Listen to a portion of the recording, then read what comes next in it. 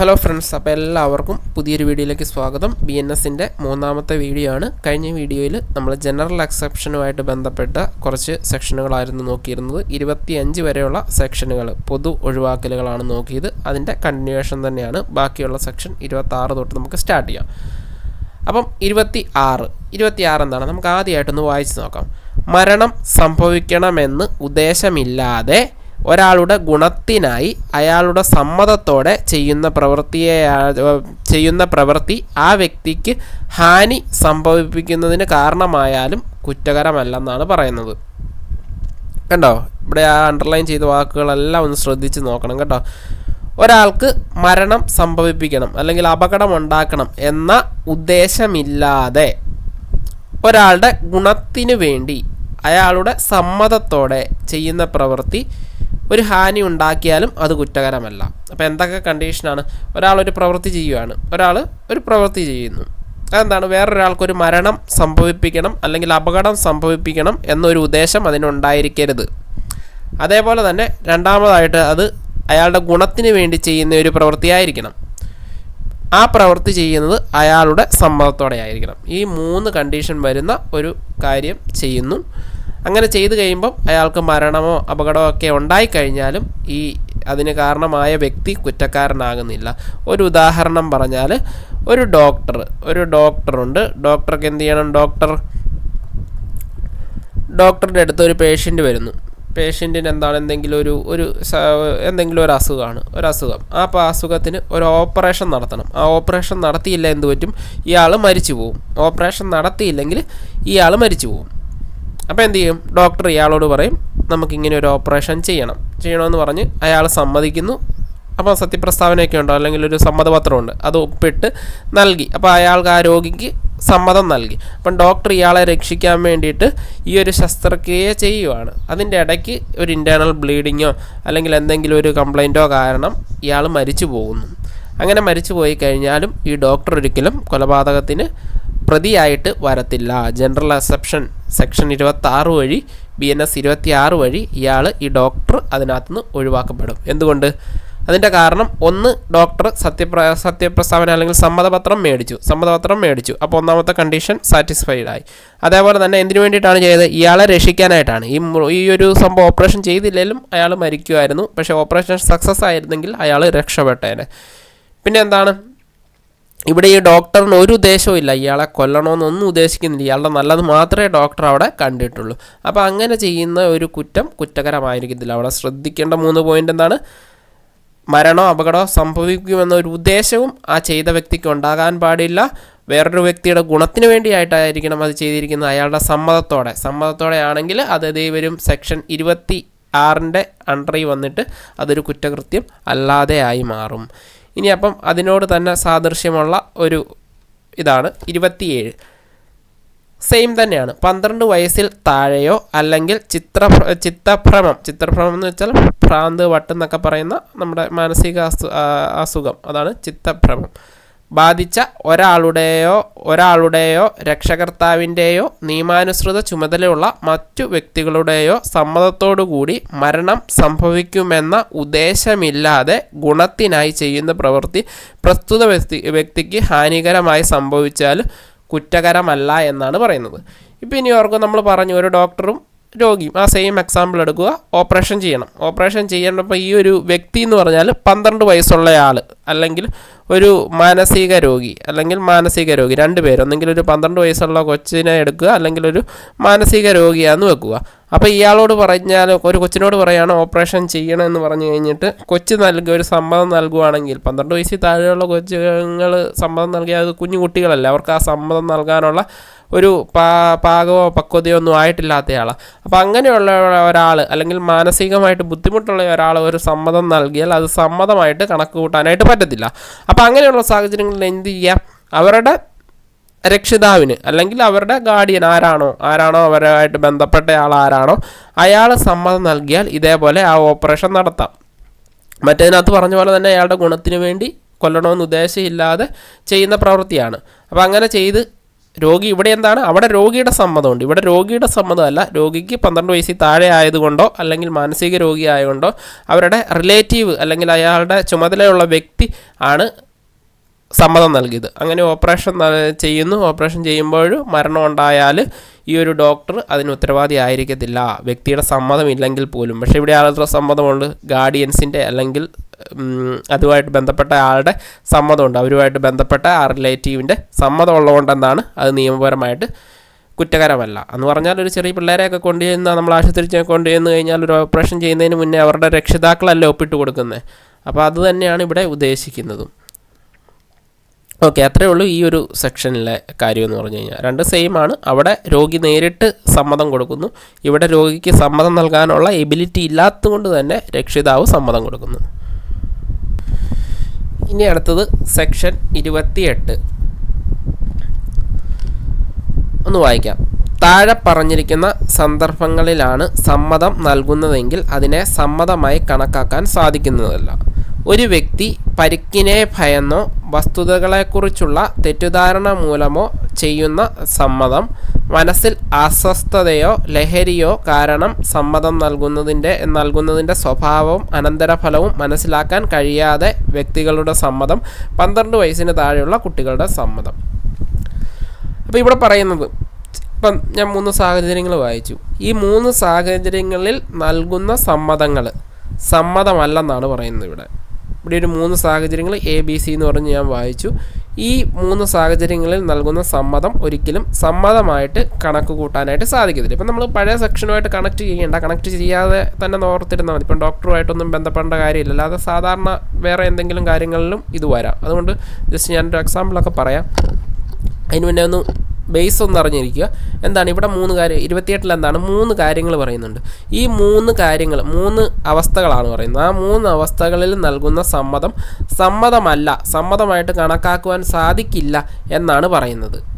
അപ്പോൾ നമുക്കത് ഓരോന്നും വീണ്ടും നോക്കാം. ഏതാണ് ആ സാഹചര്യങ്ങൾ? ആദ്യത്തെ സാഹചര്യം എന്ത് ചെയ്യുക? ഒരു വ്യക്തി പരിക്കിനെ ഭയന്നോ വസ്തുതകളെക്കുറിച്ചുള്ള തെറ്റിദ്ധാരണ മൂലമോ ചെയ്യുന്ന സമ്മതം. ഓക്കെ, ഇപ്പോൾ ഓർക്കുക, ഒരാളുടെ പേരിലൊരു 10 സെൻറ്റ് സ്ഥലമുണ്ട്.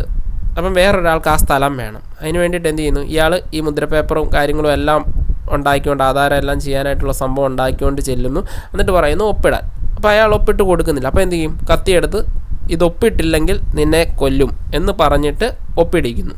അപ്പോൾ ഇയാളെ ഭീഷണിപ്പെടുത്തി, പരിക്ക് പറ്റുമെന്ന് പറഞ്ഞ് ഭീഷണിപ്പെടുത്തിയിട്ട് എന്ത് ചെയ്യുന്നു?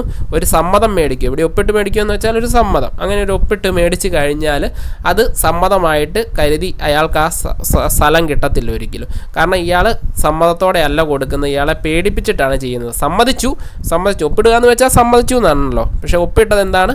ഒരാളുടെ ഭീഷണി, പരിക്ക് പറ്റുമെന്നുള്ള ഒരാളുടെ ഭീഷണിയെ തുടർന്നാണ്. അപ്പോൾ അങ്ങനെയുള്ളൊരു സമ്മതമല്ല. ഇനി അടുത്തത്, ഒരാളെ കുടിപ്പിച്ച് ഭയങ്കര ഓവറാക്കി. ഇപ്പം ഇയാളെ എന്ത് ചെയ്യുന്നു? ഇപ്പം ആദ്യത്തെ മെത്തേഡ് അയാൾ ഉപയോഗിക്കുന്നില്ല. രണ്ടാമത് പുള്ളി എന്നാ ചെയ്യുന്നു? കുറച്ച് കള്ളൊക്കെ മേടിച്ച് കൊടുത്ത് അല്ലെങ്കിൽ മദ്യം മേടിച്ച് കൊടുത്തിട്ട് എന്ത് ചെയ്യുന്നു? ഇയാളെ പറഞ്ഞ് ബോധമില്ലാതാകുന്ന സമയത്ത് എന്ത് ചെയ്യുന്നു?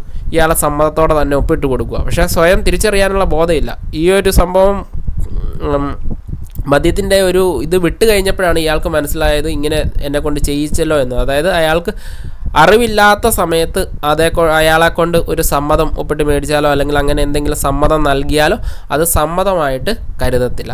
ഇനി 12 വയസ്സിന് താഴെയുള്ള കുട്ടിയുടെ സമ്മതം. ഇപ്പോൾ ഒരാൾക്കൊരു ഒരു വീട്ടിൽ ഒരു ബൈക്കുണ്ട്. അപ്പോൾ ഒരു ആൾ ചെന്നിട്ട് വീട്ടിലെ ആ ബൈക്ക് എടുക്കാനായിട്ട് ചെല്ലും. അപ്പോൾ അവിടെ വേറെ ആരും ഒന്നുമില്ലല്ലോ, 12 വയസ്സിൽ താഴെയുള്ളൊരു കൊച്ചുണ്ട്. അപ്പോൾ ആ കൊച്ചിനോട് ചോദിക്കുകയാണ്, മോനെ ഞാൻ ഈ ബൈക്ക് ഒന്ന് എടുത്തോട്ടെ, നിങ്ങളുടെ ബൈക്ക് ഒന്ന് എടുത്തോട്ടെ എന്ന് ചോദിക്കുകയാണ്. അപ്പോൾ ആ കൊച്ച് പറയുകയാണ് എടുത്തോളാൻ. അപ്പോൾ ആ വീട്ടിലെ ആളാണ് ആ കൊച്ചിൻ്റെ അനുവാദം നൽകി എന്ന് പറഞ്ഞ് അതെടുത്തുകൊണ്ട് പോകാനായിട്ട് പറ്റുമോ? ഇല്ല. 12 വയസ്സിൽ താഴെയുള്ള കുട്ടി നൽകുന്നത് സമ്മതമല്ല. അല്ലെങ്കിൽ ഇപ്പം 12 വയസ്സ് താഴെയുള്ള ഒരു കുട്ടിയെ അയാളുടെ സമ്മതം മേടിച്ചിട്ട് ലൈംഗികപരമായിട്ട് പീഡിപ്പിച്ച് കഴിഞ്ഞിട്ട് അത് ലൈംഗികമായിട്ടുള്ള പീഡനമല്ലെന്ന് പറഞ്ഞിട്ട് കാര്യമുണ്ടോ? ഇല്ല. കാരണം അത് 12 വയസ്സുള്ള കൊച്ച് സമ്മതിച്ചാലും അത് പീഡനം തന്നെയാണ്.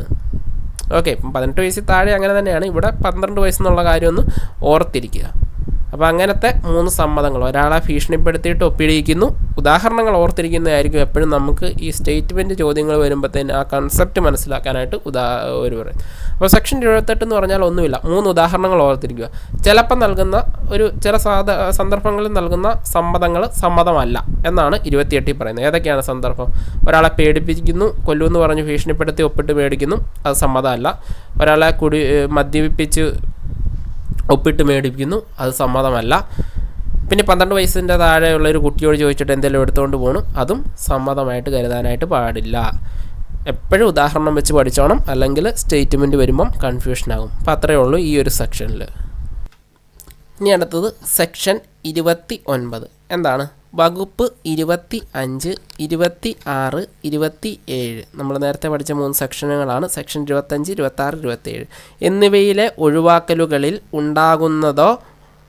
ഉണ്ടാകുവാൻ ഉദ്ദേശിച്ചതോ അല്ലെങ്കിൽ സാധ്യതയുണ്ടെന്ന് അറിയാവുന്നതോ ആയ ഏതെങ്കിലും ദ്രോഹത്തിൽ നിന്ന് സ്വതന്ത്രമായ കുറ്റകൃത്യങ്ങളായ പ്രവൃത്തികളെ ഒഴിവാക്കുന്നു.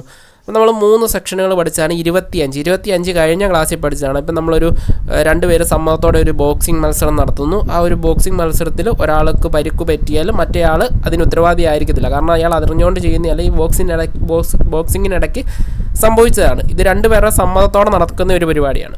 ഇനി 26 എന്ന് പറഞ്ഞാൽ ഒരാളുടെ സമ്മതത്തോടെ, അയാളുടെ സമ്മതപത്രം മേടിച്ചിട്ട് ഒരു ഓപ്പറേഷൻ ചെയ്യുന്ന പ്രവൃത്തിയാണ് 26.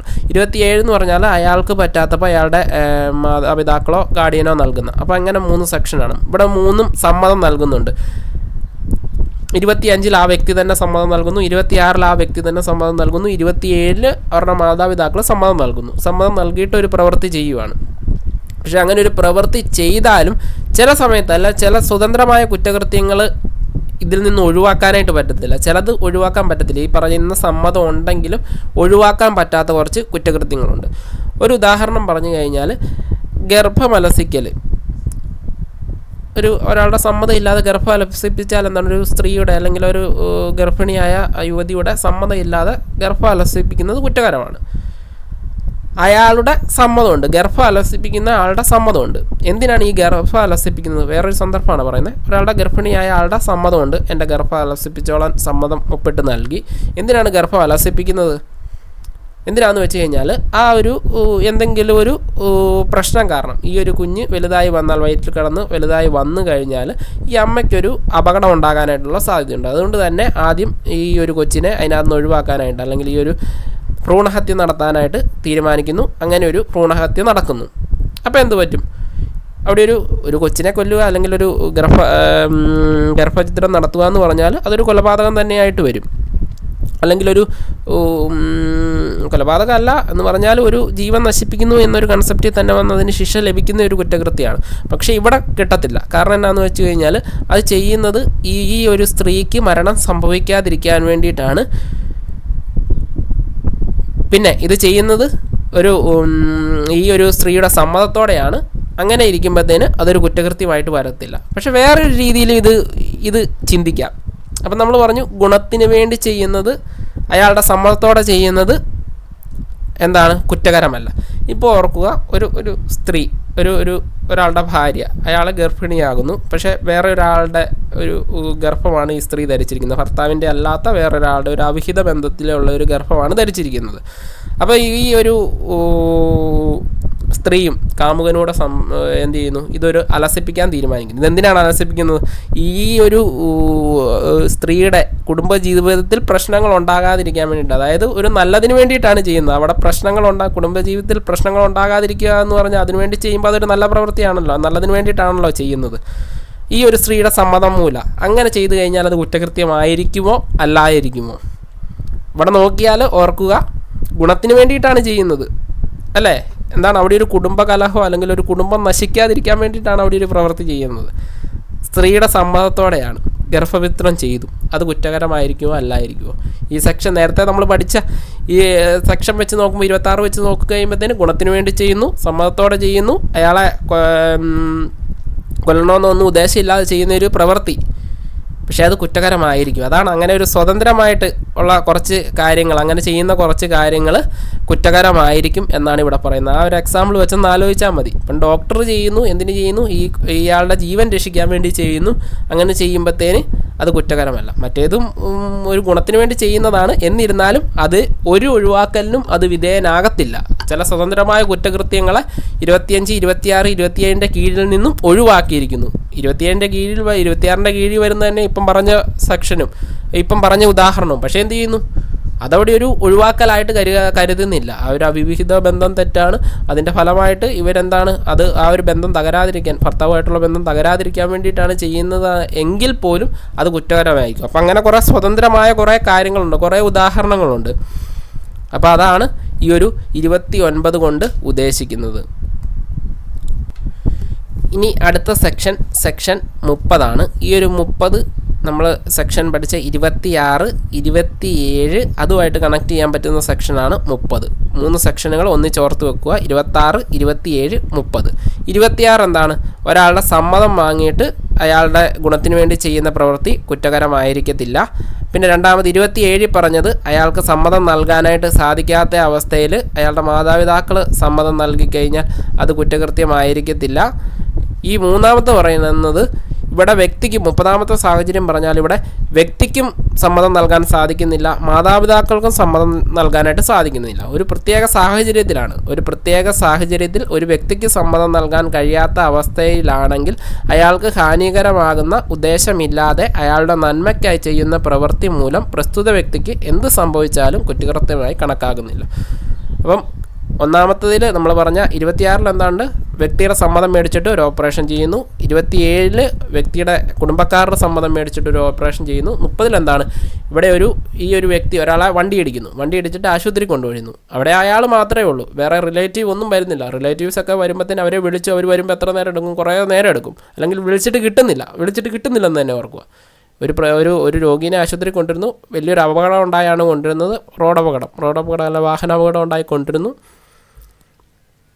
കഴിയുമ്പോഴത്തേന് ഒരു ഓപ്പറേഷൻ ചെയ്യണം. ഓപ്പറേഷൻ ചെയ്യാനായിട്ട് ഈ കൊണ്ടുവന്ന ആൾക്ക് ഒരു ബോധവും ഇല്ല.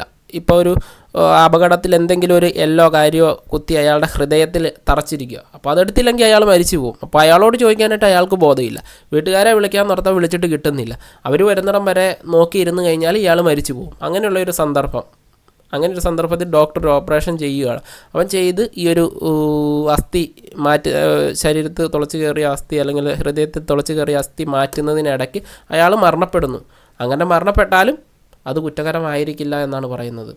അതേപോലെ തന്നെ താഴെ ഒരു ഉദാഹരണം പറയുന്ന ഒരു തീപിടുത്തമായിട്ട് ബന്ധപ്പെട്ട്, അപ്പം ജസ്റ്റ് അവർക്ക് ഒരു വീടിന് തീ പിടിക്കുന്നു അല്ലെങ്കിൽ ഒരു ഫ്ലാറ്റിന് തീ പിടിക്കുന്നു. അപ്പം ഒരു കുട്ടിയും കുറച്ച് ആളുകളും ഒരു കുട്ടി ഓടി ടെറസിലോട്ട് കയറുന്നു. അപ്പം താഴത്തെ നിലയെല്ലാം കത്തി. ആ കുട്ടിക്ക് രക്ഷപ്പെടാനായിട്ടൊരു മാർഗ്ഗവും ഇല്ല.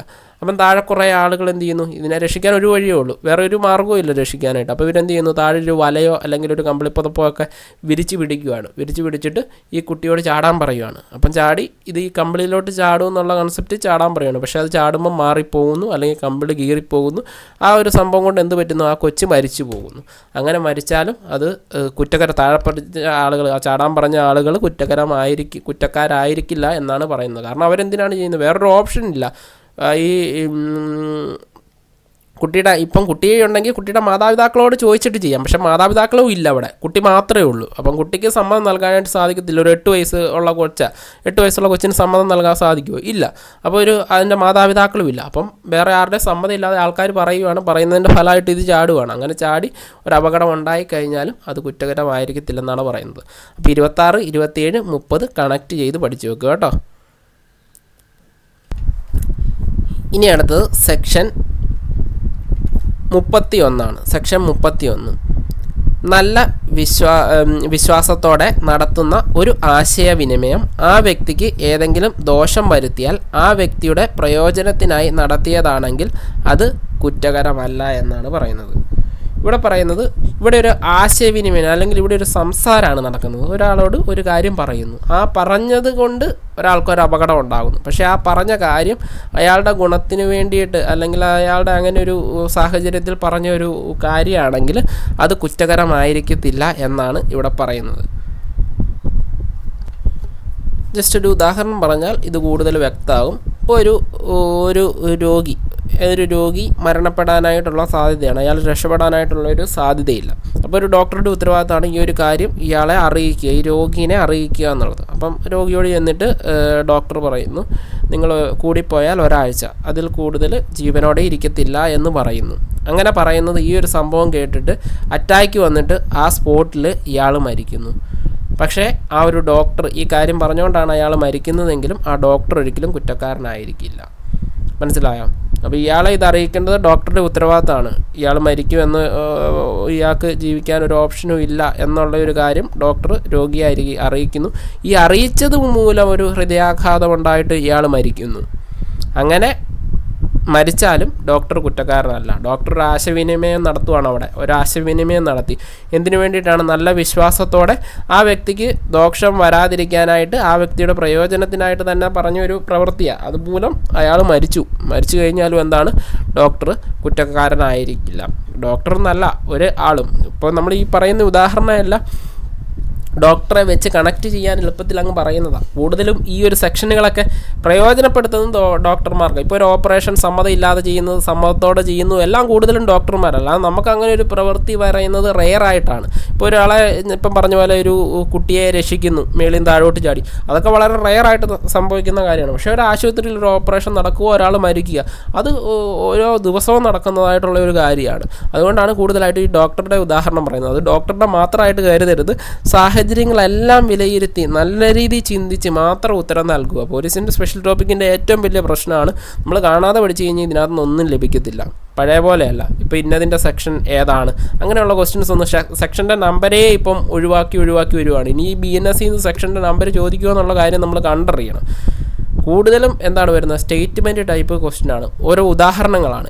ഇസഡിനെ ഇന്നത് ചെയ്തു, ഇസഡ് എനെ ഇന്നത് ചെയ്തു, അത് ഏത് തരത്തിലുള്ള കുറ്റമായിട്ട് വരും. അപ്പോൾ അത് നല്ല രീതിയിൽ ചിന്തിച്ച് മാത്രം ചെയ്തു കഴിഞ്ഞാലേ ഉത്തരം കിട്ടത്തുള്ളൂ. അതുകൊണ്ടാണ് ഓരോ ഉദാഹരണമായിട്ട് പറഞ്ഞ് നിങ്ങളെ മനസ്സിലാക്കുന്നത്. അതുമായിട്ട് ഇപ്പോൾ ഈ ഒരു ഉദാഹരണം തന്നെ അവർ തരണമെന്നുണ്ടോ? ഇല്ല. ഞാൻ തരുന്ന ഉദാഹരണം ഇപ്പോൾ ഒരു റാങ്ക് ഫയലിൽ ഇല്ലാത്ത ഉദാഹരണങ്ങളാണ് ഞാൻ തരുന്നത്. അതേപോലെ എത്ര ഉദാഹരണങ്ങൾ തരാം. അപ്പോൾ അതുകൊണ്ട് അങ്ങനെയുള്ള കാര്യങ്ങൾ നമ്മുടെ ഒരു ലോജിക്ക് കൂടി ഉപയോഗിച്ച് കണ്ടുപിടിച്ചിട്ട് വേണം ഉത്തരത്തിലോട്ട് പോകാൻ. പല പ്രാവശ്യം വായിച്ച് ആ ഒരു കൺസെപ്റ്റ് ക്ലിയർ ആയെങ്കിൽ മാത്രമേ അതിന് ആൻസർ ചെയ്യാനും പാടുള്ളൂ. അറിയത്തില്ലെങ്കിൽ അത് ചെയ്യാതിരിക്കുന്നതായിരിക്കും ഉചിതം. ഓക്കെ, അപ്പം നമുക്കിനി അടുത്ത സെക്ഷൻ നോക്കാം. ഇനി നമുക്ക് അടുത്തായിട്ടുള്ള സെക്ഷൻ 32 സെക്ഷൻ 32. ഈ ഒരു 32 എന്നുള്ളൊരു സെക്ഷൻ നമ്മൾ പഠിച്ച 28 ഒരു സാദൃശ്യം കാണിക്കുന്ന സെക്ഷനാണ്. 28 നമ്മൾ പറഞ്ഞിരുന്നു. 28 പറഞ്ഞിരുന്നത് നമ്മുടെ നിർബന്ധിച്ചോ അല്ലെങ്കിൽ പേടിപ്പിച്ചിട്ടോ ഉള്ള, അല്ലെങ്കിൽ ഇപ്പം കൊല്ലും എന്ന് ഭീഷണിപ്പെടുത്തി ഒരാൾ ഒപ്പിട്ട് മേടിച്ച് കഴിഞ്ഞാൽ, അല്ലെങ്കിൽ ഒരു സമ്മതം മേടിച്ച് കഴിഞ്ഞാൽ അത് സമ്മതമല്ല എന്ന് പറഞ്ഞിരുന്ന ഒരു സെക്ഷനാണ് 22. അതിനോട് സാദൃശ്യമുള്ള ചെറിയ വ്യത്യാസത്തോടു കൂടിയ ഒരു സെക്ഷനാണ് 32. 32 പറയുന്നത്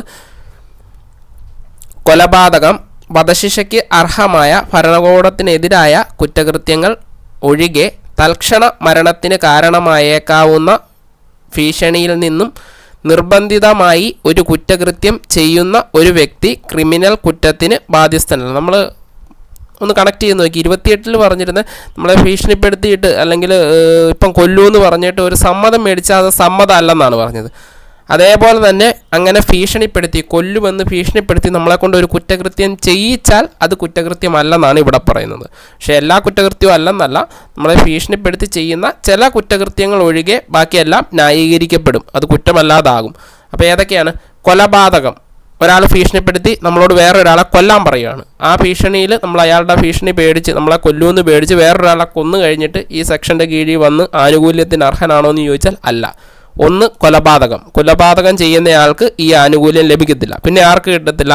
വധശിക്ഷയ്ക്ക് അർഹമായ ഭരണകൂടത്തിനെതിരായ കുറ്റങ്ങൾ. ഭരണകൂടം, നമ്മുടെ ഭരിക്കുന്ന ഗവൺമെൻറ്റിന് അല്ലെങ്കിൽ ഭരണകൂടത്തിനെതിരായിട്ട് ഉള്ള കുറ്റകൃത്യങ്ങൾ ചെയ്യുന്നു, വലിയ കുറ്റകൃത്യങ്ങൾ, അതായത് വധശിക്ഷയ്ക്ക് അർഹമായ കുറ്റങ്ങൾ, അതായത് തൂക്കുകയറ് കിട്ടുന്ന ഭരണകൂടത്തിനെതിരായ കുറ്റങ്ങൾ അങ്ങനെ ചെയ്താലും ഇതിൻ്റെ ആനുകൂല്യം കിട്ടുന്നതല്ല. അതായത് രാജ്യദ്രോഹ കുറ്റങ്ങളൊക്കെ ചെയ്തു കഴിഞ്ഞാൽ നമ്മുടെ രാജ്യത്തിന് എതിരായിട്ട് തന്നെ പ്രവർത്തിച്ച് അത് രാജ്യദ്രോഹ കുറ്റങ്ങളുണ്ടല്ലോ, തീവ്രവാദം പോലെയുള്ള വല്ലവരുടെ ഭീഷണിയെ തുടർന്ന് രാജ്യദ്രോഹ കുറ്റങ്ങളോ അല്ലെങ്കിൽ ഭരണകൂടത്തിനെതിരായ വധശിക്ഷ ലഭിക്കാവുന്ന കുറ്റങ്ങളോ ഒക്കെയാണ് ചെയ്തിരിക്കുന്നതെങ്കിൽ നമ്മളെ ഈ ഒഴിവാക്കലിൽ നിന്നും ഈ 32ൻ്റെ ഒഴിവാക്കലിൽ നമ്മളെ പരിഗണിക്കുന്നതല്ല. ഇതല്ലാതെ ബാക്കി ഏത് കേസുകളും ആയിക്കോട്ടെ, കൊലപാതകം, ഈ ഭരണകൂടത്തിനെതിരായിട്ടുള്ളത്, ടെററിസം, അതേപോലെ അല്ലാത്ത വേറെ ഏതെങ്കിലും സാഹചര്യം ഉണ്ടാകുകയാണെങ്കിൽ നമ്മൾ അതുമൂലം ഒരു കുറ്റകൃത്യം ചെയ്തു കഴിഞ്ഞാൽ, നമ്മളൊരാൾ ഭീഷണിപ്പെടുത്തിയിട്ട് ഒരു കുറ്റകൃത്യം ചെയ്യിച്ചു കഴിഞ്ഞാൽ അത് കുറ്റമായിരിക്കത്തില്ല. പിന്നെ പ്രത്യേകം ഒരു കാര്യം ശ്രദ്ധിക്കണം, എന്നാൽ ആ കൃത്യം ചെയ്യുന്ന ആ സ്വമേധയാ അല്ലെങ്കിൽ ഉടനടി ഉള്ള മരണത്തിൽ കുറവായ ഹാനി തനിക്കുണ്ടാകുമെന്ന ന്യായമായ ആശങ്കയാൽ തന്നെ അങ്ങനെയുള്ള സാഹചര്യം സ്വയം എത്തിച്ചേർന്നതാകരുത്. അയാളെ കൊല്ലൂന്ന് പറഞ്ഞ് ഭീഷണിപ്പെടുത്തി, പക്ഷെ അങ്ങനെ ഒരു ഭീഷണിപ്പെടുത്താനുള്ള ഒരു സാഹചര്യം പുള്ളി സ്വമേധയാൽ ഉണ്ടാക്കിയതാണെങ്കിൽ ഇതിൻ്റെ ആനുകൂല്യത്തിൽ വരത്തില്ല. 2 എക്സാമ്പിൾ വെച്ച് പറഞ്ഞുതരാം. ഇപ്പം ഇതിൻ്റെ ഒരു എക്സാമ്പിൾ എന്ന് പറഞ്ഞു കഴിഞ്ഞാൽ, ഒരു കൊള്ളസംഘം, 5 പേരുള്ള ഒരു കൊള്ളസംഘം, ഇവർ ഉദ്ദേശിക്കുന്നത് ഒരു ബാങ്കിൻ്റെ ഒരു വലിയ ലോക്കറുണ്ട്. ആ വലിയ ലോക്കർ പൊളിക്കാനായിട്ടാണ് ഇവർ ഉദ്ദേശിക്കുന്നത്, അപ്പോൾ ഇതിന് സഹായത്തിന് ഇവർക്കൊരാളെ വേണം. ആരെയാണ് വേണ്ട? ഒരു ആശാരിനെയാണ് വേണ്ട, അല്ലെങ്കിൽ ആശാരി അല്ലെങ്കിൽ ഒരു വെൽഡറോ കട്ടറോ അങ്ങനെ എന്തെങ്കിലും ആളെ വേണം ഈ ലോക്കർ പൊളിക്കാനായിട്ട്. അപ്പോൾ ആരും അങ്ങനെ വരാൻ സാധ്യതയില്ലാത്തതുകൊണ്ട് ഒരാളെ കണ്ടുപിടിക്കുന്നു, ഇങ്ങനെ ഒരു വർക്ക് ചെയ്യുന്ന ഒരാളെ കണ്ടുപിടിച്ച് അയാളെ തട്ടിക്കൊണ്ട് പോയി അയാളെ കൊല്ലുമെന്ന് ഭീഷണിപ്പെടുത്തി ആ ലോക്കർ പൊളിച്ചു കഴിഞ്ഞാൽ ഈ ആൾ അതിനകത്ത് ഉത്തരവാദിയായിരിക്കത്തില്ല. ഈ ഒരു നോട്ട് എടുക്കാനായിട്ടുള്ള കാര്യത്തിന് പുള്ളി കൂട്ടുനിന്ന് പറഞ്ഞാലും പുള്ളി കുറ്റവാളി ആയിരിക്കത്തില്ല. കാരണം പുള്ളി ഒന്നും അറിയാത്ത കാര്യം ഈ ഭീഷണിപ്പെടുത്തി കൊല്ലൂ എന്നുള്ള ഭീഷണി മാത്രം വിശ്വസിച്ച് പുള്ളി ആ കൃത്യം ചെയ്തു കൊടുത്തു. പക്ഷെ വേറൊരു രീതിയിൽ അതാണിപ്പം ആദ്യത്തെ പറഞ്ഞ ഈ ഒരു പോയിന്റ് വരുന്നത്. പക്ഷേ ഈ ഒരു ഒഴിവാക്കിയിരിക്കുന്നത് ഏതാണെന്ന് ചോദിച്ചു കഴിഞ്ഞാൽ, ഇപ്പോൾ ഇതൊരു ബാങ്ക് കൊള്ളയടിക്കാനായിട്ട് പോവുക, 5 പേരാണുള്ളത്. അത് ഈ 4 പേരെന്ന് പറഞ്ഞാൽ 5 പേരാണോ ഉള്ളത്. അപ്പോൾ ഇവരുടെ കൂടെ വേറൊരാളൂടെ വരുവാണ്, 6 പേരായിട്ടാണ് പോണത്. ഈ 6ാമത്തെ ആൾ എങ്ങനെയാണെന്ന് വെച്ചാൽ 6ാമത്തെ ആളെ ഭീഷണിപ്പെടുത്തിയാണ് കൊണ്ടുപോകുന്നത്. പക്ഷേ ഇവർ തമ്മിലുള്ള പരിചയം എങ്ങനെയാണെന്ന് വെച്ചാൽ ഈ 5 പേരുടെ കൂടെ ലഹരി ഉപയോഗിക്കാനായിട്ട്, അല്ലെ ലഹരിയുടെ കൂട്ടുകെട്ടിലുള്ള ആളാണ് ഇയാൾ. പക്ഷേ ഇയാൾക്ക് ബാങ്ക് കൊള്ളയൊന്നും ചെയ്യാനായിട്ട് താല്പര്യമില്ല. പക്ഷേ ഈ 5 പേരുടെയും കൂടെ ലഹരി ഉപയോഗിക്കുമായിരുന്നു. അങ്ങനെ ലഹരി ഉപയോഗിച്ച് ഇവരുടെ കൂട്ടായതിനെ തുടർന്ന് ഇയാളെ ഭീഷണിപ്പെടുത്തി കൊണ്ടുപോകും. അപ്പോൾ ഈ ഒരു സാഹചര്യത്തിലോട്ട് ഈ ഒരു ക്രിമിനൽസിൻ്റെ കൂടെ ഇയാൾ വരാനുണ്ടായ സാഹചര്യം സ്വമേധയാ പുള്ളി ഉണ്ടാക്കിയെടുത്ത, ലഹരി ഉപയോഗിക്കാൻ വേണ്ടി ഇവരോടെ പോയാൽ അതിൻ്റെ കൂട്ടത്തിൽ ഇവർ ഇതുകൂടെ ചെയ്യിച്ചു. അങ്ങനെ ചെയ്യിച്ചു കഴിഞ്ഞാൽ ഇതിൻ്റെ ആനുകൂല്യത്തിൽ വരത്തില്ല എന്നാണ് പറയുന്നത്. അപ്പം 32 ക്ലിയർ ആയല്ലോ.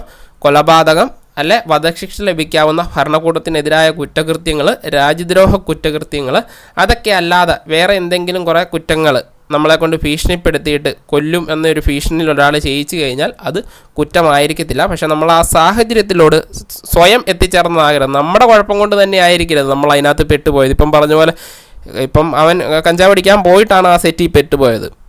പക്ഷെ മറ്റേ ലോക്കർ ഉണ്ടാക്കുന്നവനെയോ അവനൊന്നും അറിഞ്ഞിട്ടില്ല, അവനെ തട്ടിക്കൊണ്ട് പോയി അത് ചെയ്യുകയാണ്. അപ്പോൾ അതാണ് 2 പേരും, ആദ്യത്തെ ലോക്കർ ഉണ്ടാക്കിയവൻ ഒഴിവാക്കപ്പെട്ടു, മറ്റവൻ ഒഴിവാക്കപ്പെട്ടില്ല. അപ്പോൾ അതാണ് അതിൻ്റെ ഒരു വ്യത്യാസം വരുന്നത്. അതുമായിട്ട് തന്നെ സിമിലറാണ് സെക്ഷൻ 28. അങ്ങനെ ആ ഭീഷണിപ്പെടുത്തി നൽകുന്ന സമ്മതമല്ലെന്നായിരുന്നു 28 പറഞ്ഞത്. ഇനി അടുത്ത സെക്ഷൻ 3. സെക്ഷൻ 3 എന്ന് പറഞ്ഞ് ഒരു ചെറിയ ദോഷം വരുത്തുന്ന പ്രവൃത്തി എന്ന് മാത്രമാണ് കൊടുത്തിരിക്കുന്നത്. ചെറിയ ദോഷം വരുത്തുന്ന പ്രവൃത്തി. ഒരു വിവേക ബുദ്ധിയുള്ള വ്യക്തി പരാതിപ്പെടാത്ത വിധം നിസാര ദോഷം ഉണ്ടാക്കുന്ന ഒരു പ്രവൃത്തി ഒരു കുറ്റമല്ല. അതായത് ചെറിയ തെറ്റുകൾ ഒരു കുറ്റമല്ല. ഇപ്പോൾ ഒരു ഉദാഹരണം പറഞ്ഞു കഴിഞ്ഞാൽ, കുറേ ആളുകൾ യാത്ര ചെയ്യുന്ന ഒരു ബസ്സിൽ ഒരാൾ അറിയാതെ ആ തിരക്കിനിടയ്ക്ക് വേറൊരാളുടെ കാലയിൽ ചവിട്ടുന്നു. അത് വേറൊരാളെ ഉപദ്രവിക്കുന്ന അല്ലെങ്കിൽ ദേഹോപദ്രവം ഏൽപ്പിക്കുന്ന കുറ്റമാണ്. പക്ഷേ ഇതൊരു കുറ്റമായിരിക്കത്തില്ല. കാരണം അത് ചെറിയൊരു ദോഷമാണ്. അതെന്ന് വെച്ചാൽ സാധാരണ ഇതിൻ്റെ ഒരു കൺസെപ്റ്റ് എന്ന് വെച്ചാൽ വിവേകമുള്ള ഒരാൾ ഒരിക്കലും ഇതിനൊരു പരാതി കൊടുക്കാനായിട്ട് പോകത്തില്ല. അതുകൊണ്ട് തന്നെ ഇങ്ങനെ ഒരാൾ പരാതി കൊടുത്താലും അത് കേസായിട്ട് പോകത്തില്ല, അത് തള്ളിപ്പോവും. അത് കുറ്റമായിരിക്കത്തില്ല ഒരിക്കലും, അത്രയും ചെറിയൊരു കുറ്റം. ഇപ്പോൾ ഒരു കടക്കാരൻ കടയിൽ പോയി സാധനം മേടിക്കുന്നു, 50 രൂപയുടെ 48 രൂപയുടെ ഒരു ബിസ്ക്കറ്റ് 48 രൂപയാണ്. അദ്ദേഹം അറിയാതെ 50 രൂപ മേടിക്കുന്നു. നമ്മൾ വീട്ടിൽ ചെന്ന് നോക്കിക്കഴിയുമ്പോഴാണ് ഇത് 50 രൂപയാണെന്ന് അറിഞ്ഞത്. അപ്പോൾ നമ്മൾ MRP കൂടുതൽ കൊടുക്കുന്നത് കുറ്റകരമാണ്. അപ്പോൾ ഈ 50 രൂപയാണെന്ന് പറഞ്ഞ് നമ്മൾ കടയ്ക്ക് തിരിച്ച് ചെല്ലുമ്പോഴത്തേനും പുള്ളി നോക്കിയിട്ട് പറഞ്ഞു, അയ്യോ സോറി എനിക്ക് തെറ്റ് പറ്റിയതാണ്, 2 രൂപ തിരിച്ചു കൊടുക്കുന്നു. അപ്പോൾ ഈ പുള്ളി ആദ്യം അതൊരു തെറ്റാ ചെയ്തതെന്ന് പറഞ്ഞ് കേസ് കൊണ്ടു കൊടുത്താൽ അതൊരു കേസായിരിക്കത്തില്ല. അല്ലെങ്കിൽ നമ്മളെവിടെയെങ്കിലും പോകുമ്പോഴത്തേന് ഒരു കുറച്ച് പേര് സദ്യ കഴിക്കാനായിട്ടിരിക്കുന്നു, അപ്പം അറിയാതെ തട്ടി ഒരു വെള്ളം ഒരാളുടെ ദേഹത്തോട്ട് വീഴുന്നു, അതൊരു പരാതിയായിട്ട് കൊണ്ടു കൊടുത്താൽ, അങ്ങനെയുള്ള നിസ്സാര കാര്യങ്ങൾക്കൊന്നും പരാതി കൊടുത്താൽ അത് കുറ്റമായിട്ട്, അങ്ങനെ ഒരു കേസ് കോടതി വന്നാൽ അത് കുറ്റമായിട്ട് കോടതി കണക്കാക്കത്തില്ല, അയാളെ വെറുതെ വിടും. അപ്പോൾ അതാണ് 33 പറയുന്നത്, ചെറിയ ദോഷം വരുത്തുന്ന പ്രവൃത്തികൾ കുറ്റകരമായിരിക്കത്തില്ലെന്നാണ് പറയുന്നത്. ഇതൊക്കെ അബദ്ധത്തിൽ പറ്റുന്ന ഓരോ കാര്യങ്ങളാണ്. അതൊക്കെ പ്ലാൻ ചെയ്താൽ അത് വേറെ രീതി വരും.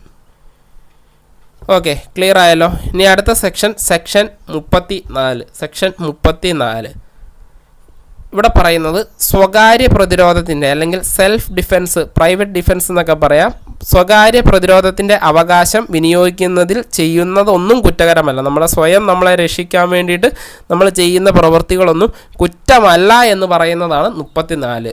നമ്മളെ സ്വയരക്ഷയ്ക്ക് വേണ്ടി, സെൽഫ് ഡിഫെൻസിന് വേണ്ടിയിട്ട് ചെയ്യുന്നതൊന്നും കുറ്റകരമല്ല എന്നാണ് ഈ പറയുന്ന 34 പറയുന്നത്. 35 സെൽഫ് ഡിഫെൻസ് അല്ലെങ്കിൽ സ്വകാര്യ പ്രതിരോധം എന്താണെന്ന് പറയുന്നത്. 34 പറയുന്നത് സ്വകാര്യ പ്രതിരോധത്തിനുള്ള അവകാശം വിനിയോഗിച്ചുകൊണ്ട് നമ്മൾ ചെയ്യുന്നതൊന്നും കുറ്റകരമല്ല. അതിൻ്റെ ഒരു രീതിയുണ്ട് കേട്ടോ, ആ രീതി ചെയ്യുന്ന കാര്യങ്ങളാണ്, നമ്മളതൊക്കെ അടുത്തതായിട്ട് പഠിക്കും. സാധാരണഗതിയിൽ സ്വകാര്യ പ്രതിരോധത്തിൻ്റെ അവകാശം വിനിയോഗിച്ച് നമ്മൾ ചെയ്യുന്നതൊന്നും കുറ്റകരമല്ല. അതവിടെ പറയുന്നു. BNS സെക്ഷൻ 34 പറയുന്നു.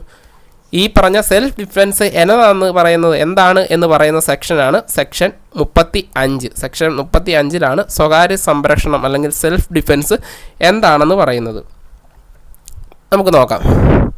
37-ാം വകുപ്പിൽ അടങ്ങിയിരിക്കുന്ന, നമ്മൾ പഠിക്കുന്നത് അതിപ്പം നോക്കണ്ട, നിയന്ത്രണങ്ങൾക്ക് വിധേയമായി പ്രതിരോധത്തിന് ഒരു വ്യക്തി താഴെ പറയുന്ന സന്ദർഭങ്ങളിൽ അവകാശമുണ്ട്. അതായത് നമുക്ക് സെൽഫ് ഡിഫെൻസ് എന്ന് പറഞ്ഞാൽ അറിയാലോ, നമ്മുടെ ശരീരത്തെ അല്ലെങ്കിൽ നമ്മുടെ ജംഗമ വസ്തുക്കളെയൊക്കെ, സ്ഥാവരമോ ജംഗമോ ആയ വസ്തുക്കളെയൊക്കെ പ്രൊട്ടക്റ്റ് ചെയ്യാനായിട്ടുള്ള അവകാശം നമുക്കുണ്ട്. ഇപ്പം ജസ്റ്റ് ഒരു ഉദാഹരണം പറഞ്ഞു കഴിഞ്ഞാൽ, രണ്ട് രീതി. നമ്മുടെ ശരീരത്തിന് എന്തെങ്കിലും അപകടം ഉണ്ടാക്കുന്നതിൽ നിന്ന് രക്ഷപ്പെടാനായിട്ടുള്ള അവകാശമുണ്ട്, സെൽഫ് ഡിഫെൻസിനുള്ള അവകാശമുണ്ട്.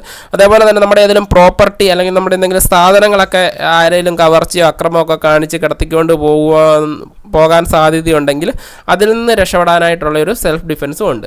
അത് രണ്ടെണ്ണമാണ് പറയുന്നത്. നമ്മളിപ്പോൾ ഒരാൾ തല്ലാൻ വരുന്നു, അല്ലെ വെട്ടാൻ വരുന്നവനെ ഒരു കമ്പെടുത്ത് തല്ലി ഓടിക്കാനുള്ള അല്ലെങ്കിൽ തടയാനുള്ള അവകാശം നമുക്കുണ്ട്. പിന്നെ നമ്മുടെ ഒരു ബൈക്ക് മോഷ്ടിക്കാനായിട്ട് പോകുന്നവനെ ബൈക്ക് മോഷ്ടിക്കാതിരിക്കാൻ ബൈക്കിൽ നിന്ന് വലിച്ച് താഴെ ഇടാനോ അല്ല തള്ളി താഴോട്ട് ഇടാനോ ഒരു തല്ല് കൊടുക്കാനോ ഒക്കെയുള്ള അവകാശം എന്തുണ്ട്, നമുക്കുണ്ട്. അതാണ് നമ്മുടെ സ്വത്തിനെതിരായിട്ടുള്ള അക്രമങ്ങൾക്കെതിരെയുള്ള പ്രതിരോധം എന്ന് പറയുന്നത്. അങ്ങനെ രണ്ട് രീതിയിലുള്ള പ്രതിരോധമാണ് അവിടെ വരുന്നതെന്നുള്ള കാര്യം ഓർക്കുക. ഇനി 36 വേറൊരു രീതിയിലുള്ള പ്രതിരോധമാണ് പറയുന്നത്. അസ്വസ്ഥമായ മനസ്സിന് ഉടമയായ ഒരു വ്യക്തിയുടെ പ്രവൃത്തിക്കെതിരെ സ്വകാര്യ പ്രതിരോധത്തിനുള്ള അവകാശമാണ് 36 പറയുന്നത്. 35 പറഞ്ഞിരുന്നത് എന്താണ്? 35 പറഞ്ഞിരുന്നത് നമ്മുടെ സെൽഫ് ഡിഫെൻസ് എന്താണെന്നാണ് പറഞ്ഞത്. രണ്ട് രീതിയിലുണ്ട്. നമ്മുടെ ബോഡിക്കെതിരായിട്ടുള്ള സെൽഫ് ഡിഫെൻസ്, നമ്മുടെ പ്രോപ്പർട്ടിക്കെതിരായിട്ടുള്ള സെൽഫ് ഡിഫെൻസ്. 36 പറയുന്നത് ചില പ്രത്യേക ആളുകളുടെ അത് ചെയ്തു കഴിഞ്ഞാൽ അത് കുറ്റമായിരിക്കത്തില്ല. അവരിപ്പം നമ്മളൊരു പ്രവൃത്തി ചെയ്യാനായിട്ട് വരിക, അത് കുറ്റമല്ല, പക്ഷേ അതൊരു കുറ്റകൃത്യം ആകേണ്ട പ്രവൃത്തിയാണ്. പക്ഷേ ചില സന്ദർഭങ്ങളിൽ നമ്മൾ പറഞ്ഞല്ല, ചിലരെ ഒഴിവാക്കുന്നു. ഇപ്പം പറഞ്ഞു കഴിഞ്ഞാൽ യൗവനം, ഇപ്പോൾ ഓർത്ത് കഴിഞ്ഞാൽ ഒരു 7 വയസ്സിൽ താഴെ അല്ലെ 12 വയസ്സിൽ താഴെയുള്ള ഒരു കുട്ടി ചെയ്യുന്ന കുറ്റകൃത്യമല്ല. അപ്പോൾ അതൊരു കുറ്റകൃത്യം ചെയ്യുകയാണ്, പക്ഷേ അത് കുറ്റകൃത്യമായിട്ട് പരിഗണിക്കത്തില്ല. അങ്ങനെ ഒരു കുറ്റകൃത്യം ചെയ്യുന്നതിൽ നമുക്ക് രക്ഷപ്പെടാനായിട്ടുള്ള അവകാശമുണ്ട്. അങ്ങനെ അതിനെ പറ്റിയിട്ടാണ് ഇവിടെ പറയുന്നത്. യൗവനം, അസ്വാസ്ഥ്യം, ലഹരി അല്ലെങ്കിൽ തെറ്റിദ്ധാരണ തുടങ്ങിയ ഘടകങ്ങൾ കാരണം ഒരു പ്രവൃത്തി ചെയ്യുന്ന വ്യക്തി നിയമപരമായി അല്ലാത്തപ്പോൾ ആ പ്രവൃത്തിക്കെതിരെ ആക്രമിക്കപ്പെടുന്ന വ്യക്തിക്ക് സ്വകാര്യ പ്രതിരോധത്തിനുള്ള അവകാശം സെക്ഷൻ 36 അഭിസംബോധന ചെയ്യുന്നു. അതായത് നമ്മൾ കുറച്ച് കാര്യങ്ങളൊക്കെ പറഞ്ഞായിരുന്നല്ലോ. ഇപ്പം 12 വയസ്സിൽ താഴെയുള്ള കുട്ടികൾ ചെയ്യുന്നത് ഒരു പ്രവൃത്തി. അതേപോലെ തന്നെ പറഞ്ഞു കഴിഞ്ഞാൽ മാനസിക വിഭ്രാന്തി ഉള്ള ആളുകൾ, അല്ലെങ്കിൽ ഭ്രാന്ത് എന്ന് പറയുന്ന അസുഖമുള്ള ആളുകൾ, പിന്നെ ഒരാളെ നിർബന്ധിച്ച് മദ്യം നൽകിയിട്ട് ചെയ്യുന്ന പ്രവൃത്തിയെ, പിന്നെ അത് 3 നമ്മൾ പഠിച്ചിട്ടുണ്ട്. അതേപോലെ ഇതിൻ്റെ കൂട്ടത്തിൽ വേറൊരെണ്ണം കൂടെ വരുന്നുണ്ട്, തെറ്റിദ്ധാരണ കൊണ്ട് സംഭവിക്കുന്ന പ്രവൃത്തി. അപ്പോൾ ഇങ്ങനെയുള്ള സാഹചര്യങ്ങളിൽ ഒരാൾ ഒരു കുറ്റകൃത്യം ചെയ്തു കഴിഞ്ഞാൽ അത് അയാളെ ശിക്ഷിക്കത്തില്ല, പക്ഷേ നമ്മൾ അങ്ങനെയുള്ള ഒരാളല്ല. നമുക്ക് ഇങ്ങനെയുള്ളവരുടെ കയ്യിൽ നിന്ന് ഒരു ഒരു എന്തെങ്കിലും അറ്റാക്കോ എന്തെങ്കിലും ഒരു കുറ്റകൃത്യം നമുക്കെതിരെയാണ് വരുന്നതെങ്കിൽ അത് തടയാനായിട്ട് നമുക്ക് അനുവാദമുണ്ട് എന്നാണ് പറയുന്നത്. ചുരുക്കി പറഞ്ഞു കഴിഞ്ഞാൽ ഇതിനകത്ത് തെറ്റ് ചെയ്യുന്നവനും തെറ്റുകാരനായിരിക്കത്തില്ല, അത് തടയുന്നവനും തെറ്റുകാരനായിരിക്കത്തില്ല. കാരണം തെറ്റ് ചെയ്യുന്നതൊന്നെങ്കിൽ 12 വയസ്സിൽ താഴെയുള്ള കുട്ടിയോ അല്ലെങ്കിൽ എന്തെങ്കിലും ലഹരി ഉപയോഗിച്ചവരോ, ലഹരി ഉപയോഗിക്കുന്ന വെച്ചാൽ നിർബന്ധിത ലഹരി നൽകിയവരോ, ചിത്തഭ്രമം ബാധിച്ചവരോ, തെറ്റിദ്ധാരണയുടെ പുറത്തൊക്കെ കുറ്റകൃത്യം ചെയ്തവരായിരിക്കും. അപ്പം നമുക്ക് ഓരോന്നിൻ്റെ ഒരു ഉദാഹരണം പറഞ്ഞാൽ, ഇപ്പം 12 വയസ്സിൽ താഴെ പക്വതയില്ലാത്തൊരു കുട്ടി, 12 വയസ്സിൽ താഴെയുള്ള എല്ലാവരും ചെയ്യുന്ന കുറ്റകൃത്യം അല്ലെന്നല്ല, പക്വതയില്ലാത്ത 7-നും 12-നും ഇടയ്ക്ക് പക്വതയില്ലാത്തവരെയാണ് നമ്മൾ പറഞ്ഞിരുന്നത്. അപ്പം 12 വയസ്സിൽ താഴെയുള്ള ഒരു 10 വയസ്സുള്ള പക്വതയില്ലാത്ത കുട്ടി നമ്മളെ വെടിവെക്കാനായിട്ട് ഒരു തോക്കുമായിട്ട് വരുവാണ്, ശരിക്കും ഒറിജിനൽ തോക്കായിട്ട് വരുവാണ്. അങ്ങനെ വരുന്ന സംഭവം, അല്ലെങ്കിൽ വെട്ടാനായിട്ട് കത്തി ഉപയോഗിച്ചിട്ടുണ്ട്, ഒരു കത്തി ഉപയോഗിച്ച് വെട്ടാനായിട്ട് വരുവാണ്.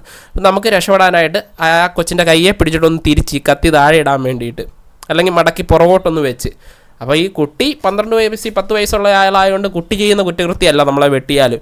അപ്പോൾ അതിൽ നിന്ന് രക്ഷപ്പെടാനായിട്ട് നമ്മൾ ഈ കൊച്ചിൻ്റെ കൈ ഒന്ന് തിരിച്ചപ്പം ഒടിയോ പൊട്ടുകയോ ഒക്കെ ചെയ്ത് കഴിഞ്ഞാൽ അതും തെറ്റല്ല, നമ്മൾ സെൽഫ് ഡിഫെൻസിൻ്റെ ഭാഗമായിട്ടാണ് ചെയ്തത്. അതേപോലെ തന്നെ ഈ സെയിം ചിത്തഭ്രമമുള്ള ഒരാളാണ് വെട്ടാൻ വരുന്നതെങ്കിൽ അയാളുടെ കൈ ഒന്ന് തല്ലി ഒടിച്ചാലോ അല്ലെങ്കിൽ എന്തെങ്കിലും വെച്ച് അടിച്ചു കഴിഞ്ഞാലോ ഒന്നും നമ്മളും കുറ്റക്കാരനായിരിക്കത്തില്ല. പിന്നെ ഒരാളെ മദ്യം നിർബന്ധിച്ച് കഴിച്ച് മദ്യപിച്ചിട്ട് വന്നാൽ അയാൾ കുറ്റക്കാരനാകും, നമ്മൾ കുറ്റക്കാരനാവത്തില്ല.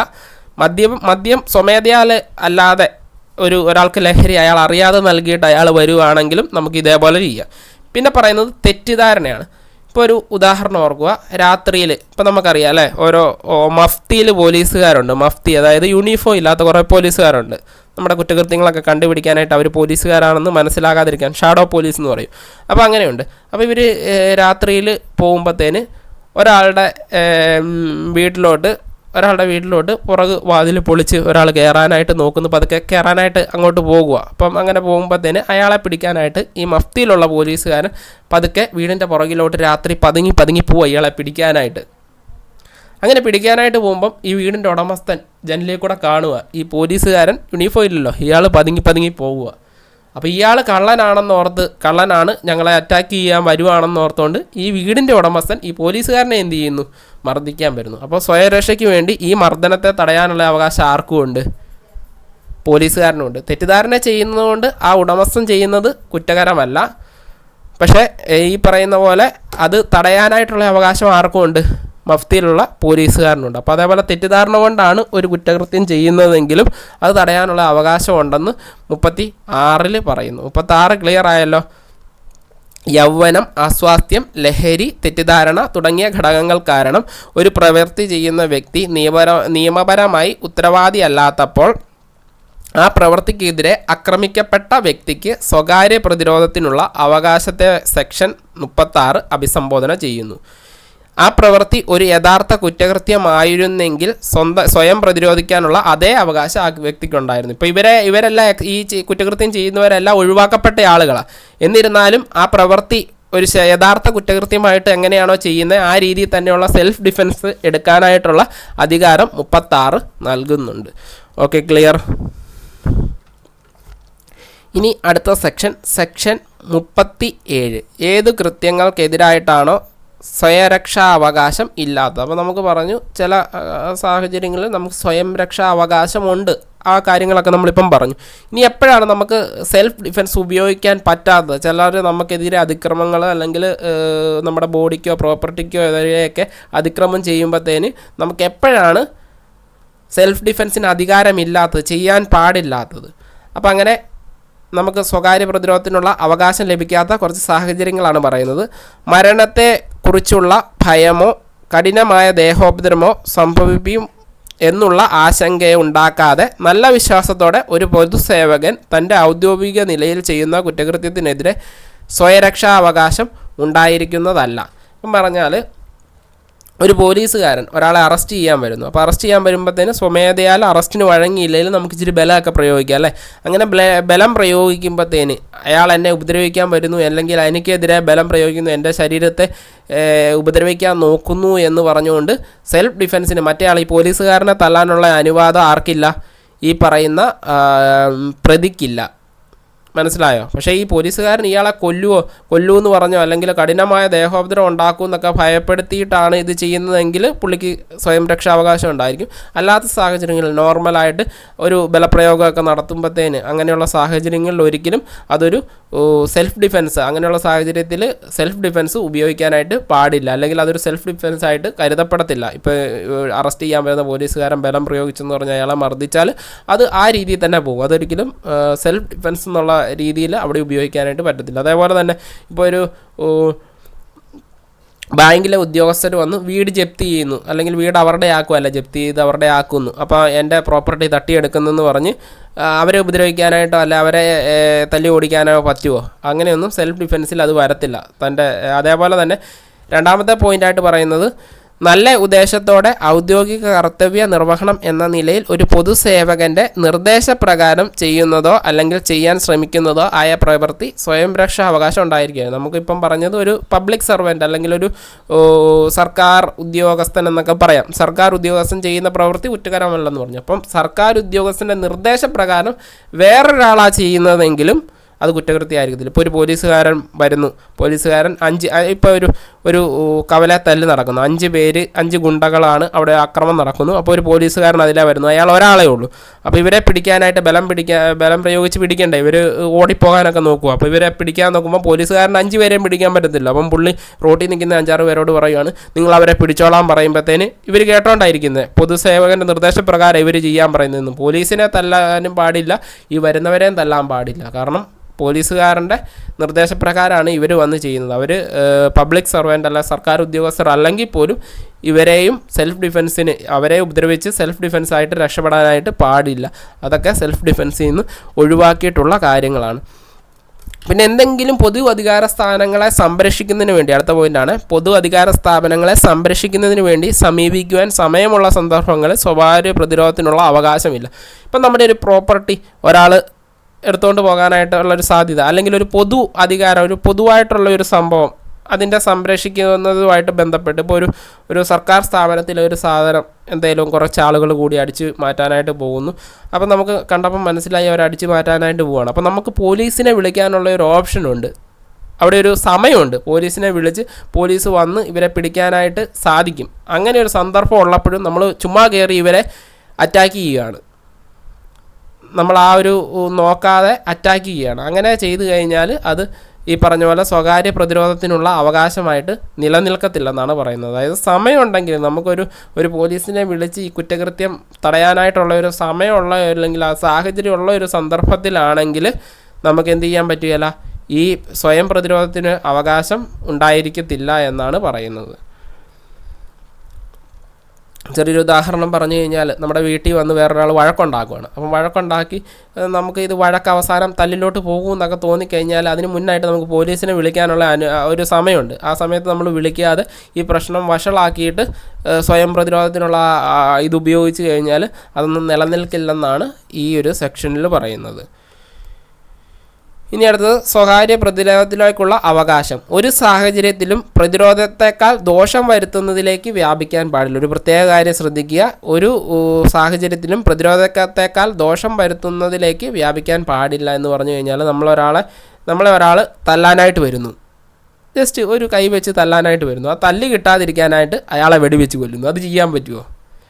അയാൾ ചെയ്യുന്ന ദോഷത്തിനേക്കാളും കൂടുതൽ സ്വയം പ്രതിരോധത്തിന് വേണ്ടിയിട്ട് ചെയ്യുക. അങ്ങനെ ചെയ്യാനായിട്ട് പറ്റത്തില്ല. വെടിവെച്ച് കൊല്ലാം. ഇപ്പം നമുക്ക് ജസ്റ്റ് വേണമെങ്കിൽ അയാളൊരു വെട്ടാനായിട്ട് വരുന്നു, നമുക്ക് വെടിവെക്കാം. അങ്ങനെ അത്രയും നമ്മളെ കൊല്ലുമെന്നുള്ള സാഹചര്യമാണെങ്കിൽ നമുക്ക് വെടിവെക്കാം. പക്ഷെ കൈ വെച്ച ഒരാൾ തല്ലാനായിട്ട് ഒരു രണ്ട് അങ്ങോട്ടും ഇങ്ങോട്ടും ഒരു ഉന്തും തള്ളലും നടക്കുന്നു. അതിൻ്റെ ഇടയ്ക്ക് എന്നെ കൊല്ലാൻ വന്നതെന്ന് പറഞ്ഞുകൊണ്ട് വെടിവെച്ച് കൊന്നു കഴിഞ്ഞാൽ ഇതിൻ്റെ ആനുകൂല്യം കിട്ടുക ഇല്ല. അതാണ് പറയുന്നത്, ഒരിക്കലും പ്രതിരോധം കൊണ്ട് വരുത്തുന്ന ദോഷം സാധാരണ ആ ദോഷത്തെക്കാളും വലുതാകാനായിട്ട് പാടില്ല. അതേപോലെ തന്നെ അടുത്ത് പറയുന്നത്, ഒരു വ്യക്തിക്ക് തനിക്കെതിരെ കൃത്യം ചെയ്യുന്നയാൾ പൊതുപ്രവർത്തകനാണെന്ന് അറിയാത്ത പക്ഷം സ്വകാര്യ പ്രതിരോധത്തിനുള്ള അവകാശമുണ്ട്. ഇപ്പോൾ ഒരു പ്രതിയെ പിടിക്കാനായിട്ട് മഫ്തിയിൽ വരുന്നയാൾ ആദ്യം തന്നെ പറയണം ഞാൻ പോലീസാണെന്ന് പറഞ്ഞിട്ട് വേണം ഇയാളെ പിടിക്കാനായിട്ട്. അങ്ങനെ പറയാതെ ഇയാൾ പിടിക്കാൻ ചെല്ലുമ്പോൾ ഇയാൾ പോലീസുകാരനാണെന്ന് അറിയാതെ അയാൾ സെൽഫ് ഡിഫെൻസിനുള്ള അവകാശം ഉന്നയിച്ചാൽ അത് സെൽഫ് ഡിഫെൻസ് തന്നെ ആയിരിക്കും. പോലീസുകാരൻ്റെ എതിരെ നടത്തുന്നത് അല്ലെങ്കിൽ ഒരു ഉദ്യോഗസ്ഥനെതിരെ നടത്തുന്നത് സെൽഫ് ഡിഫെൻസ് അല്ലെന്ന് പറഞ്ഞു. പക്ഷേ ഇത് പറഞ്ഞ് മനസ്സിലാക്കാതെ അല്ലെങ്കിൽ അയാൾക്ക് അറിയാത്ത പക്ഷം അത് കുറ്റകൃത്യമാകില്ല. യൂണിഫോമിൽ വരുന്ന ആൾ പോലീസ് അല്ലെന്ന് പറഞ്ഞിട്ട് മനസ്സിലായില്ലെന്ന് പറഞ്ഞിട്ട് കാര്യമില്ല. ഇപ്പോൾ ഒരാൾ മഫ്തിയിലാണ് വരുന്നത്, ഇയാൾ ID കാർഡോ മറ്റു കാര്യങ്ങളോ ഒന്നും കാണിക്കാനായിട്ട് തയ്യാറായില്ലെങ്കിൽ ഈ പറഞ്ഞ പോലെ സ്വയം പ്രതിരോധത്തിനുള്ള അവകാശം ഉണ്ടായിരിക്കുന്നതാണ്. അതേപോലെ തന്നെ ഒരു പൊതുപ്രവർത്തകൻ്റെ നിർദ്ദേശപ്രകാരമാണ് ഒരാൾ ഒരു പ്രവൃത്തി ചെയ്യുന്നതെന്ന് അറിയത്തില്ലെങ്കിലും സ്വകാര്യ പ്രതിരോധത്തിനുള്ള അവകാശം നഷ്ടപ്പെടുന്നില്ല. ഇപ്പോൾ ഒരാൾ ഈ പറഞ്ഞ പോലെ ഒരാളെ അറസ്റ്റ് ചെയ്യാനായിട്ട് വരുന്നു, അപ്പം കൂടുതൽ ആളുകൾ വേണം, അപ്പം പൊതുപ്രവർത്തകനല്ലാത്ത ഒരാളെ വിളിക്കുന്നു. പക്ഷേ ഈ വരുന്നയാൾ അറിയുന്നില്ല ഇയാൾ ഈ ഒരു ഉദ്യോഗസ്ഥൻ്റെ നിർദ്ദേശപ്രകാരം വന്ന ഒരാളാണെന്ന് അറിയത്തില്ലെങ്കിൽ ഇതേപോലെ ഈ ഒരു സ്വയം പ്രതിരോധത്തിനുള്ള അവകാശം നഷ്ടപ്പെടത്തില്ല. അപ്പം നമ്മൾ പറഞ്ഞത് സ്വയം പ്രതിരോധത്തെ പറ്റിയാണ് നമ്മൾ ഇത്രയും സെക്ഷൻ C പഠിച്ചത്. അപ്പോൾ സാധാരണ സ്വയം പ്രതിരോധിക്കാനായിട്ട് അവകാശമില്ലാത്ത സാഹചര്യം ഏതൊക്കെയായിരുന്നു? ഒരു പബ്ലിക് സർവൻറ്റ് അല്ലെ പൊതുപ്രവർത്തകൻ അയാളുടെ ഒരു കർത്തവ്യ നിർവഹണത്തിൻ്റെ ഭാഗമായിട്ട് എന്തെങ്കിലും ചെയ്യുന്നു, അതിനെതിരെ നമുക്ക് സ്വയം പ്രതിരോധത്തിന് അവകാശമില്ല. ഇനി പൊതുപ്രവർത്തകൻ്റെ നിർദ്ദേശപ്രകാരം ഒരാൾ ചെയ്യുന്നു, ആ പ്രവൃത്തിക്കെതിരെ എന്ത് ചെയ്യാൻ പാടില്ല, നിയമപരമായ ആ പ്രവൃത്തിക്കെതിരെ സ്വയം രക്ഷയ്ക്ക് കാര്യം ചെയ്യാനായിട്ട് പറ്റുകയില്ല. പിന്നെ ഒരു സമയമുള്ള സാഹചര്യങ്ങളിൽ നമുക്ക് ഈ ഒരു സംഭവം അറിയിക്കാൻ പൊതു അധികാര സ്ഥാനങ്ങളെയൊക്കെ അറിയിക്കാനായിട്ട് സമയമുള്ളപ്പോഴത്തേന് അത് ഉപയോഗിക്കാതെ സ്വയം പ്രതിരോധം ഉപയോഗിക്കാനായിട്ട് പാടില്ല. എന്നിരുന്നാലും ഈ താഴെ പറഞ്ഞിരുന്ന സാഹചര്യങ്ങളെന്ന് പറഞ്ഞാൽ ഇപ്പം പോലീസുകാരൻ വന്നു കഴിഞ്ഞാലും അയാളെ മനസ്സിലായിട്ടില്ലെങ്കിൽ, പൊതുപ്രവർത്തകനെ മനസ്സിലായിട്ടില്ലെങ്കിൽ സ്വയം പ്രതിരോധത്തിന് അവകാശമുണ്ട്. പൊതുപ്രവർത്തകൻ പറഞ്ഞിട്ട് വന്നതാണെന്ന് അറിയത്തില്ലെങ്കിലും സ്വകാര്യ പ്രതിരോധത്തിന് അനുവാദമുണ്ട്. അപ്പോൾ അത്രയാണ് നമ്മുടെ ആ സെക്ഷനിൽ പറയുന്നത്. ഇനി അടുത്ത നമുക്ക് പഠിക്കാനുള്ള സെക്ഷൻ 38. ഈ 38 പറയുന്നത് എന്താണ്? ശരീരത്തിൻ്റെ സ്വകാര്യ പ്രതിരോധത്തിനുള്ള അവകാശം മരണത്തിലേക്ക് നയിക്കുമ്പോൾ, അതായത് നമ്മൾ സെൽഫ് ഡിഫെൻസ് ഉപയോഗിക്കുന്നു, അതുമൂലം ഒരാൾ മരിക്കുന്നു, നമ്മളെ രക്ഷിക്കാനായിട്ട് ചെയ്യുന്ന പ്രവൃത്തി മരണത്തിലേക്ക് നയിച്ചാൽ, ഞാൻ പറഞ്ഞല്ലേ ഇപ്പോൾ ഒരാൾ നമ്മളെ തല്ലാൻ വരുന്നയാളെ കൊന്നിട്ട് സ്വയം രക്ഷാവകാശത്തിന് പോയി കഴിഞ്ഞാൽ അത് കിട്ടുമോ? ഇല്ല. പക്ഷേ അത് കിട്ടുന്ന സന്ദർഭങ്ങളുണ്ട്. ഈ താഴെ പറയുന്ന ABCD എന്നിട്ടെങ്ങുന്നുണ്ടോ, ആ പറയുന്ന സാഹചര്യങ്ങളിൽ ഒരു മരണം സംഭവിക്കുകയാണെങ്കിൽ നമുക്ക് ഈ ഒരു സെൽഫ് ഡിഫെൻസിൻ്റെ ആനുകൂല്യം കിട്ടും. അതേതൊക്കെയാണെന്ന് നോക്കാം. സെക്ഷൻ 37 വ്യക്തമാക്കിയ നിയന്ത്രണങ്ങൾ പ്രകാരം ശരീരം സംബന്ധിച്ച സ്വയരക്ഷാ അവകാശം പ്രയോഗിക്കുമ്പോൾ ഇനി പറയുന്ന കാര്യങ്ങൾ പ്രകാരം മരണത്തിലേക്ക് നയിച്ചേക്കാം. പറയുന്നത് 37 നമ്മൾ പറഞ്ഞു, 37 ഇപ്പം പറഞ്ഞിരുന്നത് എങ്ങനെയാണ് സെൽഫ് ഡിഫെൻസിൽ നിന്ന് ഒഴിവാക്കിയിരിക്കുന്ന കാര്യങ്ങൾ. അതൊക്കെ അല്ലാത്ത രീതിയിൽ ഒരു സെൽഫ് ഡിഫെൻസ് ഉപയോഗിക്കുമ്പോൾ ഏതൊക്കെ സാഹചര്യങ്ങളിൽ അത് മരണം വരെ നയിച്ചാൽ നമ്മളെ ഒഴിവാക്കപ്പെടുമെന്നുള്ള രീതിയാണ് പറയുന്നത്. അപ്പോൾ ആദ്യമായിട്ട് ആക്രമണം സംഭവിച്ച വ്യക്തിയുടെ മരണം സംഭവിപ്പിച്ചേക്കാം എന്ന ഭയം സൃഷ്ടിച്ചുകൊണ്ടുള്ള ആക്രമണം. നമ്മളെ വേറൊരാൾ വെടിവെക്കാനായിട്ട് വരുമോ അല്ലെങ്കിൽ വെട്ടാനായിട്ട് വരുമോ, വെട്ടാൻ അടുത്ത് വന്നു കഴിയുമ്പോൾ നമുക്ക് വേറൊരു ഓപ്ഷനും ഇല്ലെങ്കിൽ നമുക്ക് വെടിവെച്ച് കൊല്ലാം. കാരണം നമ്മളെ കൊല്ലാൻ പോകുകയാണെന്ന് നമുക്ക് പൂർണ്ണമായിട്ടും തോന്നി. കാരണം വടിയൊന്നും ഇല്ലാതെ ഒരു കത്തിയോ ഇതൊന്നും ഇല്ലാതെ അല്ല അയാൾ വരുന്നത്. കത്തിയില്ലാതെ വന്നു കഴിഞ്ഞാൽ അയാൾ നമ്മളെ കൊല്ലത്തില്ലെന്ന് നമ്മളങ്ങ് അസംഷൻ എടുക്കും. പക്ഷെ ഒരാൾ വാളോ അല്ലെങ്കിൽ ഒരു തോക്കോ ഒക്കെ ആയിട്ട് വരുമ്പോൾ നമ്മളെ കൊല്ലും എന്നുള്ളൊരു സൂചന നമുക്ക് കിട്ടുന്നു. അങ്ങനെ ഒരു സാഹചര്യത്തിൽ നമ്മൾ ചെയ്തിട്ട് അത് മരണം സംഭവിച്ചാൽ അത് കുറ്റകൃത്യമായിരിക്കത്തില്ല. ഇനി അടുത്തത് കഠിനമായ ദേഹോപദ്രവം ഉണ്ടാകുമെന്ന ഭയം സൃഷ്ടിച്ചുകൊണ്ടുള്ള, അതായത് മരണം സംഭവിക്കത്തില്ല എന്നാലും നമുക്ക് വലിയ രീതിയിലുള്ള അപകടങ്ങൾ മരണത്തിലേക്ക് വരെ നയിക്കാൻ അല്ലെങ്കിൽ അതിനോട് അടുത്ത് വരുന്ന രീതിയിലുള്ള ഭയങ്കരമായിട്ടുള്ള അപകടങ്ങൾ, നമ്മുടെ കൈ വെട്ടിക്കളയുക, കാല് വെട്ടിക്കളയുക എന്നൊക്കെ നിൻ്റെ ഞാൻ കൈ ഇപ്പം വെട്ടിക്കളയുമെന്ന് പറഞ്ഞ് ഒരുത്തവൻ ഇങ്ങനെ കൈ ഇങ്ങനെ വലിച്ച് നീട്ടി പിടിച്ചേക്കുന്നു. പെട്ടെന്ന് എന്ത് ചെയ്യുന്നു, ഇവൻ കയ്യിലിരുന്ന് തോക്കെടുത്ത് മറ്റവനെ ഈ വെട്ടാൻ വന്നവനെ വെടിവെക്കുന്നു, അവൻ മരിച്ചു പോകുന്നു. കാരണം ഇയാളെ കഠിനമായിട്ടുള്ള ഒരു ദേഹോപദ്രവം നമ്മളിപ്പോൾ ഇനി പഠിക്കാനായിട്ടുണ്ട്. ഹർട്ട്, ഗ്രീവിയസ് ഹർട്ട് എന്നൊക്കെ പറഞ്ഞ് നമുക്ക് പഠിക്കാനായിട്ടുണ്ട്. അപ്പോൾ ഇത് കൂടുതൽ ക്ലിയർ ആകും. നമുക്ക് ഈ ചെറിയ രീതിയിലുള്ള മുറിവുകളൊന്നുമല്ല ഉദ്ദേശിക്കുന്നത്, വലിയ രീതിയിലുള്ള ക്ഷതങ്ങളോ പരിക്കുകളോ ഒക്കെ പറ്റിച്ച് അങ്ങനെ ഒരു തോന്നലിൻ്റെ പ്രകാരം നമ്മൾ ചെയ്യുന്നൊരു പ്രവൃത്തി മരണത്തിലേക്ക് നയിച്ചാലും അത് സെൽഫ് ഡിഫെൻസിൻ്റെ കീഴിൽ വരും. പിന്നെ ഒരാളെ ഒരു സ്ത്രീയെ ആണെങ്കിൽ ബലാത്സംഗം ചെയ്യാനായിട്ട് ഉദ്ദേശിച്ചുകൊണ്ട് ഒരു ആക്രമണം നടത്തി കഴിഞ്ഞാലും അത് സെൽഫ് ഡിഫെൻസിന്, ബലാത്സംഗം ചെയ്യാൻ വരുന്നവരെ എന്തെങ്കിലുമൊക്കെ ചെയ്യുന്നത് മരണത്തിലേക്ക് നയിച്ചാലും ആ ഒരു സ്ത്രീയെ എന്താണ് കുറ്റക്കാരിയായിട്ട് കാണാൻ കഴിയില്ല. സെൽഫ് ഡിഫെൻസിനുള്ള അവകാശം കിട്ടും. ഇനി പ്രകൃതി വിരുദ്ധമായ കാമാസക്തി തൃപ്തിപ്പെടുത്തുവാൻ ഉദ്ദേശിച്ചു കൊണ്ടുള്ള ആക്രമണം. ഇതെല്ലാവർക്കും ഒരു ഒരു ഒരു കൺഫ്യൂഷനുള്ളൊരു സംഭവം. ഈ പല സ്ഥലത്തും നമുക്ക് സെക്ഷനായിട്ട് പഠിക്കാനുണ്ട്. പ്രകൃതി വിരുദ്ധം നമ്മൾ കേട്ടിട്ടുണ്ടല്ലോ പല സ്ഥലത്തും. പ്രകൃതി വിരുദ്ധ പീഡനം. എന്താണ് പ്രകൃതി വിരുദ്ധ പീഡനം? അത് ആ കൺസെപ്റ്റ് ഒന്ന് അറിഞ്ഞിരിക്കുക. സാധാരണ രീതിയിൽ ഇപ്പം പീഡനം എന്ന് പറഞ്ഞാൽ അല്ലെങ്കിൽ ബലാത്സംഗം എന്ന് പറഞ്ഞു കഴിഞ്ഞാൽ ഒരു സ്ത്രീ ഒരു പുരുഷനെ അല്ലെങ്കിൽ ഒരു സ്ത്രീക്കെതിരായിട്ട് നടക്കുന്ന ഒരു പുരുഷൻ നടത്തുന്ന ഒരു അതിക്രമമാണ് ഈ പറയുന്ന പോലെ പീഡനം അല്ല ബലാത്സംഗം എന്ന രീതി വരുന്നത്. എപ്പോഴാണ് അത് പ്രകൃതി വിരുദ്ധ പീഡനമാകുന്നത്? നമ്മുടെ നോർമലി ഒരു സ്ത്രീയോട് ഒരു പുരുഷന് ടെൻഡൻസി തോന്നുന്നത് അത് നോർമലാണ്. പ്രകൃതിദത്തമായിട്ട് ഉള്ള ഒരു നമ്മുടെ എന്നാണ് റീപ്രൊഡക്ഷൻ്റെ ഭാഗമായിട്ടാണ് ഈ സ്ത്രീകളോട് പുരുഷന് ഇത് തോന്നുന്നു. അത് പിന്നെ സ്വയം കൺട്രോൾ ഇല്ലാതെ പീഡനത്തിലോട്ടും ബലാത്സംഗത്തിലോട്ടും ഒക്കെ പോകുന്നു. അത് കുറ്റകരമല്ലെന്നല്ല, പക്ഷേ അത് പ്രകൃതി വിരുദ്ധമല്ല. പ്രകൃതിയുടെ ഫലമായിട്ട് നമുക്ക് റീപ്രൊഡക്ഷൻ്റെ ഭാഗമായിട്ട് വന്നിരിക്കുന്ന ഒരു കഴിവിന് നിയന്ത്രണം ഇല്ലാതെ വന്നുള്ള ഒരു പ്രവൃത്തിയാണ്. പക്ഷേ ഓർത്ത് നോക്കിയ ഒരു സ്ത്രീയെ തന്നെ ലൈംഗികമായിട്ട് ഉപയോഗിക്കാനായിട്ട് ഉപദ്രവിക്കുന്നു.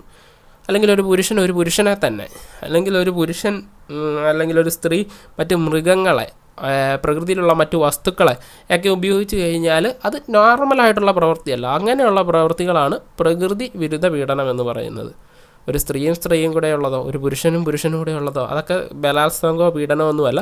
അത് വരുന്നത് പ്രകൃതി വിരുദ്ധ പീഡനം അല്ലെങ്കിൽ പ്രകൃതി വിരുദ്ധ കാമാസക്തി എന്നൊക്കെ നമുക്ക് പറയാനായിട്ട് പറ്റും. അപ്പോൾ അങ്ങനെ ഇപ്പം പറഞ്ഞു കഴിഞ്ഞാൽ ഒരു രണ്ട് പുരുഷന്മാരെടുക്കും. ഒരു പുരുഷൻ വേറൊരു പുരുഷനെ എന്താണ് ഈ പറഞ്ഞ പോലെ പ്രകൃതി വിരുദ്ധമായിട്ടുള്ള എന്തെങ്കിലും പ്രവർത്തനം ചെയ്യാനായിട്ട് ഉദ്ദേശിച്ചുകൊണ്ടുള്ള ചെയ്യുമ്പോഴത്തേന് അദ്ദേഹത്തിന് സ്വയം പ്രതിരോധത്തിനുള്ള അവകാശമുണ്ട്. അത് ചിലപ്പം മരണത്തിലേക്കും നയിക്കാനുള്ള സാധ്യതയുണ്ട്. എന്നാലും അത് പ്രൈവറ്റ് ഡിഫൻസ് തന്നെ ആയിരിക്കും. അതാണ് പ്രകൃതി വിരുദ്ധ പീഡനത്തിൻ്റെ കേട്ടോ. അത് നമുക്ക് പലയിടത്തും പഠിക്കാനായിട്ടുണ്ട്. അപ്പോൾ അവിടെ ഇപ്പോഴേ ആ കാര്യമൊന്ന് ഓർത്തിരിക്കുക. ഇനി ആളപഹരണമോ ആൾമോഷണമോ തട്ടിക്കൊണ്ട് പോകൽ ഉദ്ദേശിച്ചുകൊണ്ടുള്ള ആക്രമണം. നമ്മളെ തട്ടിക്കൊണ്ട് പോകാനായിട്ട് കുറേ പേര് ഓർക്കുക, നമ്മുടെ സിനിമയ്ക്കകത്തൊക്കെ വരുന്ന പോലെ ഒരു ഒമിനി വണ്ടിയിൽ കുറേ ആളുകൾ വരുന്നു, ഡോറ് തുറക്കുന്നു, നമ്മളെ വലിച്ച് കയറ്റാനായിട്ട് നോക്കുന്നു. രക്ഷപ്പെടാൻ വേണ്ടി നമ്മൾ പെട്ടെന്ന് ഓടി മാറി വീണ്ടും നമ്മളെ പിടിക്കാനായിട്ട് വരുമ്പോൾ നമ്മൾ അയാളെ ഉപദ്രവിക്കുന്നു. അതൊരു മരണത്തിലേക്ക് നയിച്ചാലും എന്താണ് ഈ പറയുന്ന പോലെ അത് സെൽഫ് ഡിഫെൻസിൻ്റെ കീഴിൽ തന്നെ വരും. ഇനി അടുത്തത് തെറ്റായ ഒരു വ്യക്തിയെ തടവിലാക്കണമെന്ന ഉദ്ദേശത്തോടു കൂടിയുള്ള ആക്രമണം. വ്യക്തിയുടെ മോചനത്തിനായി അധികാരികളെ സമീപിക്കാൻ കഴിയില്ലെന്ന് മനസ്സിലാക്കാൻ കാരണമായേക്കാവുന്ന സാഹചര്യങ്ങളിൽ. ഇപ്പം പറഞ്ഞ പോലെ തന്നെ തട്ടിക്കൊണ്ടിലും പോകൽ അല്ലെങ്കിൽ നമ്മളെ ഒരു തടവിലാക്കാൻ വേണ്ടിയിട്ട് ഒരു പ്രവൃത്തി ഒരാൾ ചെയ്യുന്നു. അതിൽ നിന്ന് നമുക്ക് രക്ഷപ്പെടാനായിട്ട് മാർഗങ്ങളൊന്നും ഇല്ലെന്ന് തോന്നിയാലും ഈ പറഞ്ഞ പോലെ സെൽഫ് ഡിഫെൻസിന് അധികാരം ഉപയോഗിച്ച് ചെയ്യാനായിട്ട് പറ്റും. അത് ചിലപ്പം മരണത്തിലേക്കും നയിച്ചേക്കാം. നേരത്തെ പറഞ്ഞ തട്ടിക്കൊണ്ട് പോകലാണ്. ഇത് നമ്മളെ ഒരാളെ ഒരു സ്ഥലത്ത് പൂട്ടിയിടാനായിട്ടോ അല്ലെങ്കിൽ തടങ്കലിലാക്കാനായിട്ടോ ശ്രമിക്കുന്നു. അതിൻ്റെ ഭാഗമായിട്ട് അതിൽ നിന്ന് രക്ഷപ്പെടാനായിട്ട് നമുക്ക് എന്ത് ചെയ്യാം? സെൽഫ് ഡിഫെൻസ് ചെയ്യാം. അത് ചിലപ്പം മരണത്തിലേക്ക് നയിച്ചാലും അത് പ്രശ്നമില്ല. ഇനി അടുത്തത് ആക്രമണം ഉണ്ടാക്കുക എന്ന ഉദ്ദേശത്തോടെ ആസിഡ് വലിച്ചെറിയുകയോ എറിയാൻ ശ്രമിക്കുകയോ ചെയ്യുന്ന പ്രവൃത്തി അല്ലെങ്കിൽ അത്തരം പ്രവൃത്തിയുടെ അനന്തരഫലമായി ഗുരുതരമായ മുറിവ് ഉണ്ടാകുന്ന സാഹചര്യം. ഇനി ആസിഡ് ആക്രമണം നടത്താനായിട്ടാണ് വരുന്നതെങ്കിൽ, ഇപ്പോൾ ഒരു പ്രണയ നൈരാശ്യത്തിൽ ഒരു കാമുകീനെ ആസിഡ് ഒഴിക്കാനായിട്ട് വരുമ്പോഴത്തേന് സെൽഫ് ഡിഫെൻസിൻ്റെ ഭാഗമായിട്ട് എന്തെങ്കിലും പ്രവൃത്തി കാമുകി ചെയ്തിട്ട് ഇയാൾ മരിച്ചു കഴിഞ്ഞാൽ സെൽഫ് ഡിഫെൻസിൻ്റെ ആനുകൂല്യം അതിന് ലഭിക്കുന്നതാണ് എന്നുള്ള കാര്യവും കൂടെ ഓർക്കുക. അപ്പോൾ ഇത്തരം സാഹചര്യങ്ങളൊക്കെയാണ് അതിനകത്ത് പറയുന്നത്. നമ്മുടെ സെൽഫ് ഡിഫെൻസ് മരണമാകാൻ പറ്റുന്ന സാഹചര്യങ്ങളാണ് ABCD എന്ന് പറഞ്ഞിരിക്കുന്നത്. അപ്പോൾ അത് ക്ലിയർ ആയെന്ന് കരുതുന്നു. ഇങ്ങനെ ഉദാഹരണമൊക്കെ വെച്ച് തന്നെ ഓർത്തിരിക്കുക കേട്ടോ. 38 BNS സെക്ഷൻ 39 എന്താണ് പറയുന്നത്? ഒരു കുറ്റകൃത്യം സെക്ഷൻ 38 വിവരിച്ചിരിക്കുന്ന ഭാഗങ്ങളിൽ പെടുന്നില്ലെങ്കിൽ സ്വയം പ്രതിരോധിക്കാനുള്ള അവകാശം അക്രമിയെ വധിക്കുന്നത് അനുവദിക്കില്ലെന്ന് വ്യക്തമാക്കുന്നു. 38 നമ്മൾ പറഞ്ഞു സാഹചര്യങ്ങൾ ABCD എന്ന് പറഞ്ഞു. ആ സാഹചര്യത്തിൽ നമ്മളൊരു സ്വയം പ്രതിരോധം നടക്കുമ്പം അത് മരണത്തിലേക്ക് പോയാലും കുഴപ്പമില്ല. പക്ഷേ മറ്റൊരു സാഹചര്യത്തിലും ഈ പറഞ്ഞിരിക്കുന്ന 38 പറഞ്ഞിരിക്കുന്നതല്ലാത്ത ഒരു സാഹചര്യത്തിൽ ഒരിക്കലും ഒരാളെ കൊന്നു കഴിഞ്ഞാൽ അത് സെൽഫ് ഡിഫെൻസിൻ്റെ ഇതിൽ വരത്തില്ല. എന്നിരുന്നാലും സെക്ഷൻ 37 പറഞ്ഞിരിക്കുന്ന വ്യവസ്ഥകൾക്ക് വിധേയമായി മരണമൊഴികെയുള്ള കൊല്ലാൻ പറ്റത്തില്ല, എന്നിരുന്നാലും വേറെ ഹാനികളൊക്കെ ഉണ്ടാക്കിയാലും അത് കുഴപ്പമില്ല. പക്ഷേ 38 പറഞ്ഞിരിക്കുന്നതല്ലാത്ത മറ്റൊരു കാര്യങ്ങൾക്കും എന്താണ് ഈ പറഞ്ഞ പോലെ സെൽഫ് ഡിഫെൻസ് മരണത്തിലേക്ക് കടക്കാനായിട്ട് പാടില്ല എന്നാണ് 39 പറയുന്നത്. 38 പറഞ്ഞിരിക്കുന്നത് തന്നെയാണ് 39 പറയുന്നത്. 38 പറയുന്നത് നമുക്ക് സെൽഫ് ഡിഫെൻസ് മരണത്തിലേക്ക് പോകാൻ പറ്റുന്ന കാര്യങ്ങളാണെങ്കിൽ അതല്ലാത്ത ഒരു കാര്യങ്ങളും മരണത്തിലേക്ക് പോകരുത്. 38 പറയുന്നതല്ലാത്ത ഒരു കാര്യങ്ങളും മരണത്തിലേക്ക് നയിക്കപ്പെടാൻ പാടില്ല എന്നാണ് 39 പറയുന്നത്. ഓക്കെ, ക്ലിയർ ആയല്ലോ. ഇനി അടുത്തത് സെക്ഷൻ 40. ഒരു കുറ്റകൃത്യം ചെയ്യാനുള്ള ശ്രമത്തിൽ നിന്നോ ഭീഷണിയിൽ നിന്നോ അപകടത്തെക്കുറിച്ച് ന്യായമായ ആശങ്കയുണ്ടാകുമ്പോൾ സ്വകാര്യ പ്രതിരോധത്തിനുള്ള അവകാശം ആരംഭിക്കും. കുറ്റകൃത്യം പൂർത്തിയാക്കിയിട്ടുണ്ടോ എന്നത് ഇവിടെ പരിഗണിക്കുന്നില്ല. ഭീതി നില നിൽക്കുന്നിടത്തോളം സ്വകാര്യ പ്രതിരോധത്തിനുള്ള അവകാശം ഉണ്ടായിരിക്കുന്നതാണ്. ഇതൊരു കറക്റ്റായിട്ടുള്ളൊരു പോയിന്റ്, ശ്രദ്ധിച്ചിരിക്കേണ്ട ഒരു കാര്യമാണ്. അപ്പോൾ നമ്മളെ സ്വകാര്യ പ്രതിരോധം, ഇപ്പോൾ നമ്മളെ ഒരാൾ വെട്ടണമെന്നില്ല, സ്വയം പ്രതിരോധത്തിന് അവകാശം ഉണ്ടാകും. വെട്ടാൻ വരുന്നു അല്ലെങ്കിൽ അങ്ങനെ അയാളെ ഒരു കുറ്റകൃത്യം ചെയ്യാൻ പോകുന്നു എന്ന് നമുക്ക് മനസ്സിലാകുന്ന ആ പോയിന്റിൽ, അല്ലെങ്കിൽ നമുക്കങ്ങനെ ഒരു ഭയം ഉണ്ടാകുന്ന ഒരു പോയിന്റിൽ നമുക്ക് സെൽഫ് ഡിഫെൻസിനുള്ള അവകാശം ലഭിക്കുന്നതാണ്. അയാൾ പിന്നെ ആ കുറ്റകൃത്യം പൂർത്തീകരിച്ചില്ലെങ്കിലും, നമ്മളെ വെട്ടാനായിട്ട് വന്നു പക്ഷേ നമ്മൾ വെട്ടാൻ സമ്മതിച്ചില്ല, നമ്മൾ വെടിവെച്ചു, പക്ഷേ അയാളത് ചെയ്തില്ലല്ലോ, പിന്നെ നമ്മൾ ഇങ്ങനെ ഒരാൾ ചെയ്യാനായിട്ട് ചെയ്യാത്തപ്പം നമുക്കിത് സെൽഫ് ഡിഫെൻസ് പറ്റുമോ എന്ന് ചോദിച്ചാൽ പറ്റും. അയാൾ അത് ചെയ്യാനായിട്ട് വന്നു, ചെയ്ത് കഴിഞ്ഞിട്ട് അയാൾ നമ്മളെ കൊന്നു കഴിഞ്ഞാൽ പിന്നെ നമുക്ക് വല്ലതും സെൽഫ് ഡിഫെൻസ് ഉണ്ടോ? ഇല്ല. അപ്പോൾ അയാൾ ചെയ്യുമെന്ന് നമുക്ക് ബോധ്യമായി, അല്ലെങ്കിൽ ചെയ്യുമെന്നൊരു പേടി നമ്മുടെ മനസ്സിൽ എപ്പോൾ ആരംഭിക്കുന്നോ ആ പോയിന്റിലാണ് സെൽഫ് ഡിഫെൻസ് ആരംഭിക്കുന്നത്. മറ്റേ ആൾക്ക് ആ കുറ്റകൃത്യം ചെയ്യാൻ പറ്റിയില്ലെങ്കിൽ അത് ഇതിൽ ബാധിക്കുന്നതല്ല. അയാൾക്ക് ചെയ്യാൻ പറ്റാഞ്ഞ എന്താണ്? നമ്മൾ സെൽഫ് ഡിഫെൻസ് ചെയ്തുകൊണ്ടാണ്. സെൽഫ് ഡിഫെൻസ് ചെയ്യുന്നത് എന്തിനാണ്? അയാൾക്ക് ആ പ്രവൃത്തി ചെയ്യാതിരിക്കാൻ വേണ്ടിയിട്ടാണ്. അപ്പോൾ ആ ഒരു കാര്യമാണ് ഇവിടെ സൂചിപ്പിച്ചിരിക്കുന്നത്. എപ്പോഴാണ് സ്വകാര്യ സംരക്ഷണത്തിനുള്ള അവകാശം ആരംഭിക്കുന്നതെന്ന് ചോദിച്ചാൽ, നമ്മളെ കൊല്ലും അല്ലെങ്കിൽ നമുക്കെതിരെ ഒരു ആക്രമണം ഉണ്ടാകും എന്ന് നമുക്ക് തോന്നുന്ന അല്ലെങ്കിൽ ഭയമുണ്ടാകുന്ന ഒരു പോയിന്റ് എവിടെയാണോ ആ പോയിന്റ് തൊട്ട് സ്വകാര്യ സംരക്ഷണത്തിനുള്ള അവകാശം ആരംഭിക്കുന്നു. ഇത് പറയുന്ന സെക്ഷൻ BNS 40 അല്ലെങ്കിൽ 40. ഓക്കെ, ക്ലിയർ ആയല്ലോ. സെക്ഷൻ 41 നമുക്ക് 38 കണക്ട് ചെയ്യാവുന്നതാണ്. നമ്മുടെ സ്വകാര്യ സംരക്ഷണം, നമ്മുടെ ശരീരത്തിനെതിരെയുള്ള സ്വകാര്യ സംരക്ഷണം മരണത്തിലേക്ക് നയിക്കാൻ പറ്റുന്ന സാഹചര്യങ്ങൾ നമ്മൾ 38 പറഞ്ഞു. നമ്മുടെ ബോഡിക്കെതിരെ അറ്റാക്ക് വന്നു കഴിഞ്ഞാൽ അത് മരണത്തിലോട്ട് പോകാൻ പറ്റുന്ന സാഹചര്യങ്ങൾ 38 നമ്മൾ കണ്ടു. 41 നമ്മുടെ പ്രോപ്പർട്ടിക്കെതിരെ ഒരു സെൽഫ് ഡിഫെൻസ് ഉണ്ടല്ലോ, ആ പ്രോപ്പർട്ടിക്കെതിരെയുള്ള ഒരു സെൽഫ് ഡിഫെൻസ് മരണമായാലും കുറ്റകരമല്ലാത്ത സാഹചര്യം ഏതാണ്, സെൽഫ് ഡിഫെൻസിൻ്റെ കീഴിൽ വരുന്ന സാഹചര്യം ഏതാണ് എന്നാണ് 41 പറയുന്നത്. വസ്തു സംബന്ധിച്ച സ്വയരക്ഷാവകാശം സെക്ഷൻ 37 വ്യക്തമാക്കിയ നിയന്ത്രണങ്ങൾ പ്രകാരം മരണം സംഭവിപ്പിക്കുന്നതിലേക്ക് വ്യാപിപ്പിക്കുന്ന സാഹചര്യം.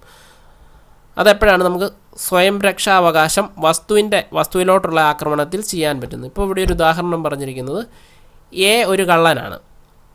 എന്ത് ചെയ്യുന്നു? ബിയുടെ വീട്ടിൽ മോഷണം നടത്തുന്നു. കള്ളനാണ്. ബിയുടെ വീട്ടിൽ മോഷണം നടത്തുന്നു. ബി ഒരു കുടുംബത്തിൻ്റെ ഓണറാണ് അല്ലെങ്കിൽ ഒരു ഗൃഹനാഥനാണ്. ബിയുടെ വീട്ടിൽ മോഷണം നടത്തുന്നു. ഈ ചെയ്യുന്ന മോഷണം തടയാനായിട്ട് ബി എന്തെങ്കിലും പ്രവൃത്തി ചെയ്യുന്നു, അല്ലെങ്കിൽ ആ ബി സ്വയം രക്ഷാർത്ഥം ഇവിടെ പറഞ്ഞിരിക്കുന്ന കത്തിയെടുത്ത് കുത്തുന്നു. അങ്ങനെ ആ കുത്തുമ്പത്തേന് മരണപ്പെട്ടാൽ ബി കുറ്റക്കാരനായിരിക്കത്തില്ല. മനസ്സിലായോ? എന്ന കള്ളൻ ബി എന്നയാളുടെ വീട്ടിൽ കയറുന്നു. കള്ളൻ ഒരാളുടെ വീട്ടിൽ കയറുന്നു. വീട്ടിൽ കയറുമ്പോഴത്തേന് അതിൽ നിന്നുള്ള സംരക്ഷണത്തിനകത്തും ഒരു കത്തിയെടുത്ത് കുത്തുന്നു ഈ വീടിൻ്റെ ഉടമസ്ഥൻ. കള്ളൻ മരിക്കുന്നു. അങ്ങനെ കള്ളൻ മരണപ്പെടുകയാണെങ്കിലും ബി അവിടെ കുറ്റക്കാരൻ ആയിരിക്കത്തില്ല. അപ്പോൾ ഏതൊക്കെ സന്ദർഭങ്ങളിലാണ് അത് പറ്റുന്നതെന്ന് നമുക്ക് പറയാം. ഒന്ന്, കവർച്ച. നമ്മുടെ വീട് ഇപ്പം പറഞ്ഞ എന്ന് പറയുന്നത്, ഇപ്പം നമ്മൾ പറഞ്ഞ എക്സാമ്പിൾ കവർച്ച. ഒരാൾ നമ്മുടെ വീട് കവരാനായിട്ട് നോക്കിയ സമയത്ത് നമ്മളൊരു സ്വയം രക്ഷാ ഇത് ഉപയോഗിച്ചപ്പോൾ തന്നെ അയാൾ മരിച്ചു. ഇനി അടുത്ത 2, സൂര്യാസ്തമയത്തിന് ശേഷമോ സൂര്യോദയത്തിന് മുൻപോ ഉള്ള ഭവനഭേദനം. എന്താണ് സൂര്യാസ്തമയത്തിന് ശേഷമോ സൂര്യോദയത്തിന് മുമ്പോ? സൂര്യൻ അസ്തമിച്ചതിന് ശേഷം, അതായത് ഒരു 6 മണി കൂട്ടിക്കോ, രാത്രി 6 മണി. സൂര്യൻ ഉദയത്തിന് മുൻപ് രാവിലെ 6-നാണ് സൂര്യൻ ഉദിക്കുന്നത്.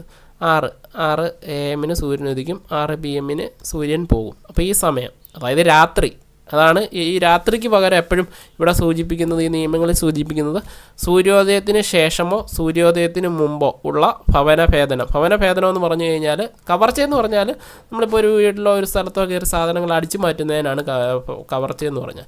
ഭവനഭേദനം എന്ന് പറഞ്ഞാൽ രാത്രിയിൽ ഒരാളുടെ വീട്ടിൽ കയറിയിട്ട് കവർച്ച നടത്തണമെന്നില്ല.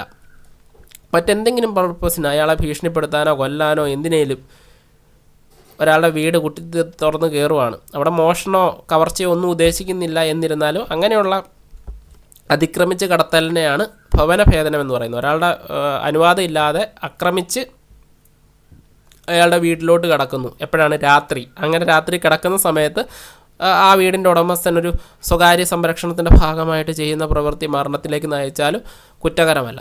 മനുഷ്യ വാസസ്ഥലമായ വസ്തു സൂക്ഷിപ്പ് സ്ഥലമായോ ഉപയോഗിക്കപ്പെടുന്ന ഏതെങ്കിലും കെട്ടിടത്തിലോ കൂടാരത്തിലോ തീ മൂലമുണ്ടാകുന്ന ദ്രോഹം അല്ലെങ്കിൽ സ്ഫോടന വസ്തു മൂലമുണ്ടാകുന്ന ദ്രോഹം ഉണ്ടാകുന്നു. അപ്പോൾ മനുഷ്യൻ താമസിക്കുന്ന ഏതെങ്കിലും സ്ഥലം, വീടായിക്കോട്ടെ, ലോഡ്ജ് ആയിക്കോട്ടെ, എന്തും ആയിക്കോട്ടെ, അല്ലെങ്കിൽ ഒരു വസ്തു സൂക്ഷിക്കുന്ന സ്ഥലം, അവരുടെ പ്രോപ്പർട്ടി, കാറിടുന്ന പോർച്ച് ആയിക്കോട്ടെ, അല്ലെങ്കിൽ കുറേ കടയായിക്കോട്ടെ, അങ്ങനെയുള്ള ഏതെങ്കിലും ഒരു സാധനത്തിന് തീയിടാനോ അല്ലെങ്കിൽ അവിടെ ഒരു സ്ഫോടനം നടത്താനോ ഒക്കെ ഒരാൾ ശ്രമിക്കുന്നു, അതിന് വേണ്ടിയിട്ട് ഒരാൾ ചെയ്യുമ്പോൾ, അങ്ങനെ ഒരു പ്രവർത്തനം ചെയ്യാനായിട്ട് വരുമ്പോൾ അതിനെതിരായിട്ട് ഒരു സെൽഫ് ഡിഫെൻസ് നടത്തി അത് മരണത്തിലേക്ക് വ്യാപിച്ചാലും എന്താണ്, അത് കുറ്റകരമായിരിക്കത്തില്ല എന്നാണ് ഇവിടെ പറയുന്നത്. ഇനി അടുത്ത പോയിന്റ്, മോഷണം, വീടിനുള്ളിൽ അതിക്രമിച്ച് കടക്കൽ തുടങ്ങിയ സാഹചര്യങ്ങളിൽ സ്വയം പ്രതിരോധത്തിനുള്ള അവകാശം വിനിയോഗിച്ചില്ലെങ്കിൽ മരണമോ ഗുരുതരമോ ആയ പരിക്ക് അനന്തരഫലമായി ഉണ്ടാകുമെന്ന ന്യായമായി ഭയപ്പെടുന്ന സാഹചര്യത്തിൽ. ഇപ്പോൾ ഒരു മോഷണം എന്ന് പറഞ്ഞാൽ, മോഷണം നമ്മൾ ആദ്യം പറഞ്ഞ കവർച്ച തമ്മിലുള്ള വ്യത്യാസം എന്താണെന്ന് അറിയാം. മോഷണം എന്ന് പറഞ്ഞാൽ അയാൾ അറിയാതെ ചെയ്യുന്ന പ്രവൃത്തിയാണ് മോഷണം. പക്ഷേ കവർച്ചയെന്ന് പറഞ്ഞാൽ മറ്റവരുടെ അനുവാദത്തോടെ നടത്തുന്ന ഒരു പ്രവൃത്തിയാണ് നമ്മൾ കവർച്ചയെന്ന് പറയുന്നത്. അപ്പോൾ ഈ മോഷണം നടത്തുന്ന സാഹചര്യത്തിൽ ഈ മോഷണം നടത്തുമ്പോൾ ഈ മോഷണം നടത്തുന്ന വ്യക്തിയല്ല, കുടുംബത്തിൻ്റെ ആൾ, ഒരാൾ മോഷണം നടത്തുന്നു, ആ കുടുംബത്തിലെ ആൾ സ്വയം പ്രതിരോധത്തിനുള്ള അവകാശം ഉപയോഗിച്ചില്ലെങ്കിൽ അയാൾക്ക് മരണമോ ഗുരുതരമായ പരുക്കോ ഉണ്ടാകുമെന്ന് ഭയപ്പെടുന്ന സാഹചര്യം നിലനിൽക്കുന്നുണ്ടെങ്കിൽ അവിടെ സ്വയം പ്രതിരോധത്തിനുള്ള അവകാശം ഉണ്ടായിരിക്കും. ഇപ്പോൾ ഒരാൾ മോഷണം നടത്തി പോകുമ്പോൾ ഇയാൾ മോഷണം നടത്തി ഞങ്ങളെ ഉപദ്രവിക്കത്തൊന്നുമില്ലെന്ന് തോന്നിക്കഴിഞ്ഞാൽ വേണമെങ്കിൽ, അങ്ങനെയുള്ള സാഹചര്യമാണെങ്കിൽ സെൽഫ് ഡിഫെൻസ് ഉപയോഗിക്കാനായിട്ട് സാധിക്കത്തില്ല. പക്ഷേ ഈ പറഞ്ഞ പോലെ ഇയാളെ മോഷണം നടത്തിയിട്ട് പോയാലും പോകുന്നതിന് മുന്നേ നമ്മളെ കൊന്നിട്ടേ പോകത്തുള്ളൂ. നമ്മളിത് കണ്ടുകൊണ്ട് നമ്മളെ കൊന്നിട്ടേ പോകത്തുള്ളൂ. മോഷണം നടത്തുവാണ് ഒരാൾ, അപ്പോൾ നമ്മളത് അബദ്ധത്തിൽ കണ്ട സാഹചര്യത്തിൽ നമ്മളെ കൊല്ലും എന്ന് തോന്നുവാണ്, അല്ലെങ്കിൽ നമ്മൾ ഈ ഒരു സെൽഫ് ഡിഫെൻസ് ഉപയോഗിച്ചില്ലേ നമുക്ക് ജീവൻ രക്ഷപ്പെടുമെന്ന് തോന്നുന്ന സാഹചര്യം ഉണ്ടാകുവാണെങ്കിൽ അപ്പോഴും എന്ത് ചെയ്യാം, ഈ പറഞ്ഞ പോലെ സെൽഫ് ഡിഫെൻസിനുള്ള ഇത് പ്രകാരം നമുക്ക് അയാൾ മരിച്ചു പോയാൽ പോലും കുറ്റക്കാരനായിരിക്കത്തില്ല. അതാണ് സെക്ഷൻ പറയുന്നത്. ഓക്കെ, അത് ക്ലിയർ ആയല്ലോ. ഇനി അടുത്തത് നമ്മൾ നേരത്തെ പഠിച്ച പോലെ തന്നെ 42-നകത്ത് പറയുന്നത് എന്താണെന്ന് നോക്കൂ. നമ്മൾ 41-ാമത്തെ വകുപ്പ് പഠിച്ചു. പ്രോപ്പർട്ടിക്കെതിരായിട്ടുള്ള സ്വയം രക്ഷാവകാശം മരണത്തിലേക്ക് നയിക്കാൻ പറ്റുന്ന സാഹചര്യങ്ങൾ, മറ്റൊരാളുടെ മരണത്തിലേക്ക് നയിക്കാൻ പറ്റുന്ന സാഹചര്യങ്ങൾ, എന്നാലും അങ്ങനെ മരണം സംഭവിച്ചാലും കുറ്റമല്ലാത്ത സാഹചര്യം, സ്വയം രക്ഷാവകാശം ലഭിക്കുന്ന സാഹചര്യം. അപ്പോൾ ഇത് പറയുന്നത് ഏത് കുറ്റകൃത്യം ചെയ്യുന്നതോ അതിനുവേണ്ടി ശ്രമിക്കുന്നതോ ആണ് സ്വയം രക്ഷാവകാശം പ്രയോഗിക്കുന്നതിന് അവസരമുണ്ടാക്കുന്നത്. ആ കുറ്റകൃത്യം 41-ാം വകുപ്പിൽ പറഞ്ഞിട്ടുള്ള വിവരണത്തിൽ ഏതെങ്കിലും പെടാത്ത മോഷണമോ ക്രിമിനൽ അതിക്രമമോ ദ്രോഹമോ ആണെങ്കിൽ ആ അവകാശം കയ്യേറ്റക്കാരൻ്റെ മരണത്തിനിടയാകുന്നു എങ്കിൽ സംരക്ഷണം നൽകുന്നതല്ല. നമ്മൾ പറഞ്ഞിട്ടുണ്ട്, മരിക്കാനായിട്ട് ഒരു സ്വയം രക്ഷാവകാശം മരണത്തിലേക്ക് നയിക്കാൻ പറ്റുന്ന സാഹചര്യങ്ങൾ 41-ൽ പറഞ്ഞിട്ടുണ്ട്. അതല്ലാത്ത ഒരു കുറ്റകൃത്യം നടക്കുമ്പോഴത്തേന് ഒരാളെ കൊന്നു കഴിഞ്ഞാൽ, സ്വയം രക്ഷാവകാശം ഉപയോഗിച്ച് ഒരാളെ കൊന്നു കഴിഞ്ഞാൽ അത് ന്യായീകരിക്കപ്പെടുന്നതല്ല, അതുമൂലം സംരക്ഷണം കിട്ടുന്നതല്ല. എന്നാൽ 37-ാം വകുപ്പിൽ പറഞ്ഞിട്ടുള്ള നിയന്ത്രണങ്ങൾക്ക് വിധേയമായി കയ്യേറ്റക്കാരന് മരണമല്ലാത്ത ഏതെങ്കിലും ഹാനി ഉണ്ടാക്കുന്നതിന് സംരക്ഷണം നൽകുന്നതാണ്. ഇപ്പോൾ മരണം ഉണ്ടാക്കാതെ അയാളെ പിടിച്ച് കെട്ടിയിടുവോ അല്ലെങ്കിൽ ഉപദ്രവിക്കുകയോ തല്ലുവോ ഒക്കെ ചെയ്യാനായിട്ട് സാധിക്കും. പക്ഷേ അതൊരിക്കലും മരണത്തിലേക്ക് നയിക്കാനായിട്ട് പാടില്ല. 41-ൽ പറഞ്ഞിരിക്കുന്ന കാര്യങ്ങൾ മരണത്തിലോട്ട് നയിച്ചാലും പ്രശ്നമില്ല എന്നാണ് പറയുന്നത്. പക്ഷേ 42-ൽ എന്താണ് പറയുന്നത്? 41-ൽ പറഞ്ഞിരിക്കുന്ന കാര്യങ്ങളല്ലാതെ വേറൊരു കാര്യത്തിനും ഈ മരണത്തിലേക്ക് നയിക്കാനായിട്ട് പാടില്ല. എന്നിരുന്നാൽ സെൽഫ് ഡിഫെൻസിന് അവകാശമുണ്ട്. അതുകൊണ്ട് തന്നെ നമുക്ക് വേറെ രീതികളിൽ, മരണമല്ലാത്ത വേറെ രീതികളിൽ അത് പ്രതിരോധിക്കാനായിട്ട് സാധിക്കും. സെക്ഷൻ 43 നമ്മൾ സെക്ഷൻ 40 പഠിച്ചായിരുന്നു. അതിനോട് സിമിലർ ആയിട്ടുള്ള സെക്ഷൻ തന്നെയാണ് 43. 40-ൽ നമ്മൾ പറഞ്ഞത് ഒരാളുടെ ശരീരത്തിനെതിരായിട്ടുള്ള ഒരു സെൽഫ് ഡിഫെൻസ് എപ്പോഴാണ് ആരംഭിക്കുന്നത്. നമ്മൾ പറഞ്ഞു എപ്പോഴാണ് അത് ആരംഭിക്കുന്നത്? അയാളെ അപകടമുണ്ടാക്കും എന്ന് തോന്നിക്കുന്ന ആ പോയിന്റിൽ ആ സെൽഫ് ഡിഫെൻസ് ആരംഭിക്കുമെന്ന് പറഞ്ഞു. അപ്പോൾ ഒരു സ്വത്തിനെതിരെയുള്ള സ്വകാര്യ സംരക്ഷണാവകാശം എവിടെയാണ് തുടങ്ങുന്നത്? അതാണ് ഇവിടെ പറയുന്നത്. വസ്തു സംബന്ധിച്ച സ്വയം രക്ഷാവകാശത്തിൻ്റെ തുടക്കവും തുടർച്ചയും പ്രതിപാദിക്കുന്ന വകുപ്പ്. സ്വത്തിന് അപകടമുണ്ടാക്കുമെന്ന ന്യായമായ ആശങ്ക ആരംഭിക്കുമ്പോൾ സ്വത്തിൻ്റെ സ്വകാര്യ പ്രതിരോധത്തിനുള്ള അവകാശം ആരംഭിക്കുന്നു. മറ്റതിൽ എവിടെയാണ് നമ്മുടെ ശരീരത്തിന് അപകടമുണ്ടാക്കുമെന്നൊരു തോന്നൽ എവിടെ തോന്നുന്നോ അവിടെ ആ സമയം സ്വകാര്യ സംരക്ഷണത്തിനുള്ള അവകാശം തുടങ്ങുന്നു. എങ്കിൽ സ്വത്തിൻ്റെ കാര്യത്തിൽ ഒരു സ്വത്ത് എപ്പം നമ്മുടെ ഒരു സ്വത്ത് ഒരാൾ അപഹരിക്കുമെന്ന് തോന്നുന്ന ആ പോയിന്റിൽ നമുക്ക് സ്വയം സംരക്ഷണത്തിനുള്ള, സ്വയം രക്ഷാവകാശത്തിനുള്ള അവകാശം ആരംഭിക്കുന്നതാണ്. അതേപോലെ തന്നെ കുറ്റവാളി സ്വത്തുമായി പിൻവാങ്ങുകയോ പൊതു അധികാരികളുടെ സഹായം ലഭിക്കുന്നതോ അല്ലെങ്കിൽ സ്വത്ത് വീണ്ടെടുക്കുന്നതോ ചെയ്യുന്നതുവരെ മോഷണത്തിനെതിരെ സ്വത്തിൻ്റെ സ്വകാര്യ പ്രതിരോധ അവകാശം തുടരും. അപ്പോൾ അത് നമ്മൾ പറഞ്ഞു എവിടെയാണ് ആരംഭിക്കുന്നത്? നമ്മുടെ സ്വത്ത് ഒരാൾ അതിക്രമിച്ച് കയറുകയോ അല്ലെങ്കിൽ അപഹരിക്കുമെന്ന് തോന്നുന്ന ആ പോയിന്റിൽ അത് ആരംഭിക്കും. എത്ര നേരത്തേക്ക് അത് തുടരാം? ആ ഒരു ആദ്യത്തെ സാഹചര്യം പറയുന്നത്, ഇപ്പോൾ ഒരാൾ നമ്മുടെ ഒരു സാധനം മോഷ്ടിക്കാനായിട്ട് വരുന്നു. അങ്ങനെ മോഷ്ടിക്കാനായിട്ട് വന്ന് നമ്മളിത് കണ്ട് അല്ലെങ്കിൽ ഒരു കവർച്ച നടക്കുന്ന ആ സാഹചര്യത്തിൽ ഇത് കാണുമ്പം തന്നെ നമുക്ക് സ്വയം പ്രതിരോധത്തിനുള്ള അവകാശം ആരംഭിക്കുന്നതാണ്. ഇനി അവർ ആ മോഷ്ടിച്ച വസ്തുക്കൾ ഇവിടെ ഇട്ടിട്ട് എപ്പോഴാണോ പോകുന്നത് വരെ നമുക്ക് ആ ഒരു അവകാശം ഉണ്ടായിരിക്കുന്നതാണ്. അതേപോലെ തന്നെ അല്ലെങ്കിൽ അവർ പോയില്ല, ഒരു പോലീസ് അധികാരികൾ അല്ലെങ്കിൽ പൊതു അധികാരികൾ എത്തി, ആ സമയം വരെ എന്തുണ്ടാകും? നമുക്ക് ആ ഒരു പ്രൈവറ്റ് ഡിഫെൻസിനുള്ള അവകാശം ഉണ്ടായിരിക്കും. അടുത്തത് പറയുന്നത്, ഈ അവകാശം കുറ്റവാളി ഏതെങ്കിലും വ്യക്തിക്ക് മരണമോ ദേഹോപദ്രവമോ അന്യായമായ തടഞ്ഞു നിർത്തലോ സംഭവിപ്പിക്കാൻ ശ്രമിക്കുകയോ ചെയ്യുന്നിടത്തോളം അല്ലെങ്കിൽ തൽക്ഷണ മരണമോ ദേഹോപദ്രവമോ വ്യക്തിപരമായ നിയന്ത്രണമോ തുടരുന്നിടത്തോളം തുടരുമെന്നാണ് പറയുന്നത്. അപ്പോൾ ഈ ഒരു എന്തെങ്കിലും ഈ ഒരു പ്രോപ്പർട്ടിക്കെതിരായിട്ട് അതിക്രമം ചെയ്യാൻ വരുന്ന വ്യക്തി, അവിടെയുള്ള വ്യക്തികൾക്കെതിരെ മരണമോ ദേഹോപദ്രവമോ അല്ലെങ്കിൽ അന്യായമായ തടഞ്ഞു നിർത്തലോ സംഭവിപ്പിക്കുകയോ അല്ലെങ്കിൽ സംഭവിപ്പിക്കാൻ ഇടയുള്ള അല്ലെങ്കിൽ ആ ഒരു പ്രവൃത്തി ചെയ്യുന്നിടത്തോളം നേരം ഈ പറഞ്ഞ സെൽഫ് ഡിഫെൻസ് ഉണ്ടായിരിക്കും. കുറ്റകരമായ വസ്തു കൈയേറുന്നതിനോ ദ്രോഹത്തിനോ എതിരായ വസ്തു സംബന്ധിച്ച സ്വകാര്യ പ്രതിരോധത്തിനുള്ള അവകാശം കുറ്റക്കാരൻ കുറ്റകരമായ വസ്തു കൈയേറുകയോ ദ്രോഹമോ ചെയ്യുന്നിടത്തോളം തുടരുന്നു. ഈ പോയിന്റിൽ പറയുന്നത്, നമ്മുടെ ഒരു വസ്തു കയ്യേറുന്നു, അങ്ങനെ കയ്യേറുന്ന സാഹചര്യത്തിൽ ഒരാൾ ആ കയ്യേറി വെച്ചിരിക്കുന്നിടത്തോളം സമയം, എത്ര നാൾ ഇത് കയ്യേറി വെച്ചിരിക്കുന്നതോ അത്രത്തോളം സമയം നമുക്ക് ഉണ്ടായിരിക്കും? സ്വകാര്യ സംരക്ഷണത്തിനുള്ള അവകാശം തുടരുന്നു എന്നാണ് പറയുന്നത്. സൂര്യാസ്തമയത്തിന് ശേഷമോ സൂര്യോദയത്തിന് മുമ്പോ, അതായത് രാത്രിയുള്ള ഭവനഭേദനത്തിനെതിരെ സ്വത്തിൻ്റെ സ്വകാര്യ പ്രതിരോധ അവകാശം അത്തരം ഭവനഭേദന അതിക്രമം തുടരുന്നിടത്തോളം തുടരുന്നു. രാത്രി ഒരാൾ അതിക്രമിച്ച് നമ്മുടെ വീടിനകത്ത് കയറുന്നു. അയാൾ എപ്പോഴാണോ ആ വീട്ടിൽ നിന്ന് പോകുന്നിടം വരെ നമുക്ക് ആ ഒരു അവിടുത്തെ സ്വയം പ്രതിരോധത്തിനുള്ള അവകാശം ഉണ്ടായിരിക്കുന്നതാണ് എന്നാണ് പറയുന്നത്.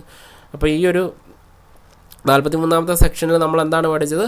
സ്വയം പ്രതിരോധത്തിൻ്റെ ഉള്ള അവകാശം, സ്വത്തിനെതിരെയുള്ള സ്വയം പ്രതിരോധത്തിൻ്റെ അവകാശം എവിടെ തുടങ്ങുന്നു, അതെവിടം വരെ നീളുന്നു എന്നുള്ള ഓരോ സാഹചര്യങ്ങളാണ് നമ്മൾ പറഞ്ഞത്.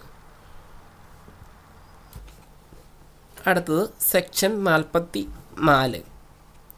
മരണം സംഭവിക്കുമെന്ന ആശങ്ക ന്യായമായി ഉണ്ടായിരിക്കുന്ന ആക്രമണത്തിനെതിരെ സ്വയം രക്ഷാ അവകാശം വിനിയോഗിക്കുമ്പോൾ ഒരു നിരപരാധിയെ ദ്രോഹിക്കാതെ ആ അവകാശം ഫലപ്രദമായി പ്രതിരോധിക്കാൻ കഴിയാത്ത വിധം പ്രതിരോധിക്കാൻ സ്ഥിതി ചെയ്യുകയാണെങ്കിൽ അയാളുടെ സ്വയംരക്ഷാ അവകാശം ആ ഹാനി ഉണ്ടാക്കുന്ന സാഹചര്യത്തിലേക്ക് വ്യാപിക്കുന്നു എന്ന് പറഞ്ഞു കഴിഞ്ഞാൽ, ഒരു മരണം സംഭവിക്കും എന്നൊരു ആക്രമണം വരുന്നു.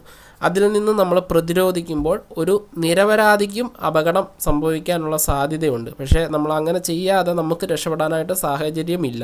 ചിലപ്പോൾ ഒരു നിരപരാധി അതിനകത്ത് ബലിയാടാവാനായിട്ടുള്ള സാധ്യതയുണ്ട് നമ്മൾ സെൽഫ് ഡിഫെൻസ് ചെയ്യുമ്പോൾ. അങ്ങനെ ഒരു സെൽഫ് ഡിഫെൻസ് ചെയ്തിട്ട് നിരപരാധിക്ക് അപകടമുണ്ടായാലും എന്തെങ്കിലും സംഭവിച്ചാലും ഈ പറഞ്ഞ പോലെ അത് ഒരു കുറ്റകരമായിരിക്കത്തില്ല, സെൽഫ് ഡിഫെൻസിൻ്റെ കീഴിൽ വരുന്നു. അപ്പോൾ ഒരു ഉദാഹരണം പറഞ്ഞു കഴിഞ്ഞാൽ, ഒരാൾക്കൂട്ടം ഒരു വ്യക്തിയെ ആക്രമിക്കാനായിട്ട് വരുന്നു, ആൾക്കൂട്ടം. അപ്പോൾ അതിൽ നിന്ന് രക്ഷപ്പെടാനായിട്ട് ആൾക്കൂട്ടത്തിന് നേരെ വെടിവെക്കാനുള്ള ഒരു ഓപ്ഷൻ മാത്രമേ ഈ ഒരു വ്യക്തിക്കുള്ളൂ. പക്ഷേ ഇങ്ങനെ വെടിവെക്കുമ്പോൾ അതിൻ്റെ ഫ്രണ്ടിൽ കുറേ പിള്ളേരും കാര്യങ്ങളും ഒക്കെ നിൽപ്പുണ്ട്. അപ്പോൾ അവർക്ക് കൊല്ലാനായിട്ടുള്ള സാധ്യതയുണ്ട്. അപ്പോൾ അങ്ങനെ ഇരുന്ന് സ്വയം രക്ഷയ്ക്ക് വേണ്ടി അയാൾ വെടിവെക്കുമ്പോൾ അതിലേതെങ്കിലും കുട്ടികൾക്ക് വെടിയേക്കുകയൊക്കെ ചെയ്താലും ഇയാൾ കുറ്റക്കാരനായിരിക്കത്തില്ല എന്നാണ് പറയുന്നത്. ഓക്കെ, ക്ലിയർ ആയല്ലോ? നമ്മൾ പറഞ്ഞു കഴിഞ്ഞാൽ നമ്മൾ സെൽഫ് ഡിഫെൻസിനുള്ള ഒരു അവകാശം ഉപയോഗിക്കുമ്പോൾ ഒരു നിരപരാധിക്ക് അപകടം ഉണ്ടാകാൻ സാധ്യതയുണ്ടെങ്കിൽ, അല്ലെങ്കിൽ അങ്ങനെ ഉണ്ടായാലും അത് സെൽഫ് ഡിഫെൻസിൻ്റെ കീഴിൽ തന്നെ വരുമെന്ന് പറയുന്ന സെക്ഷനാണ് സെക്ഷൻ 44 എന്ന് പറയുന്നത്.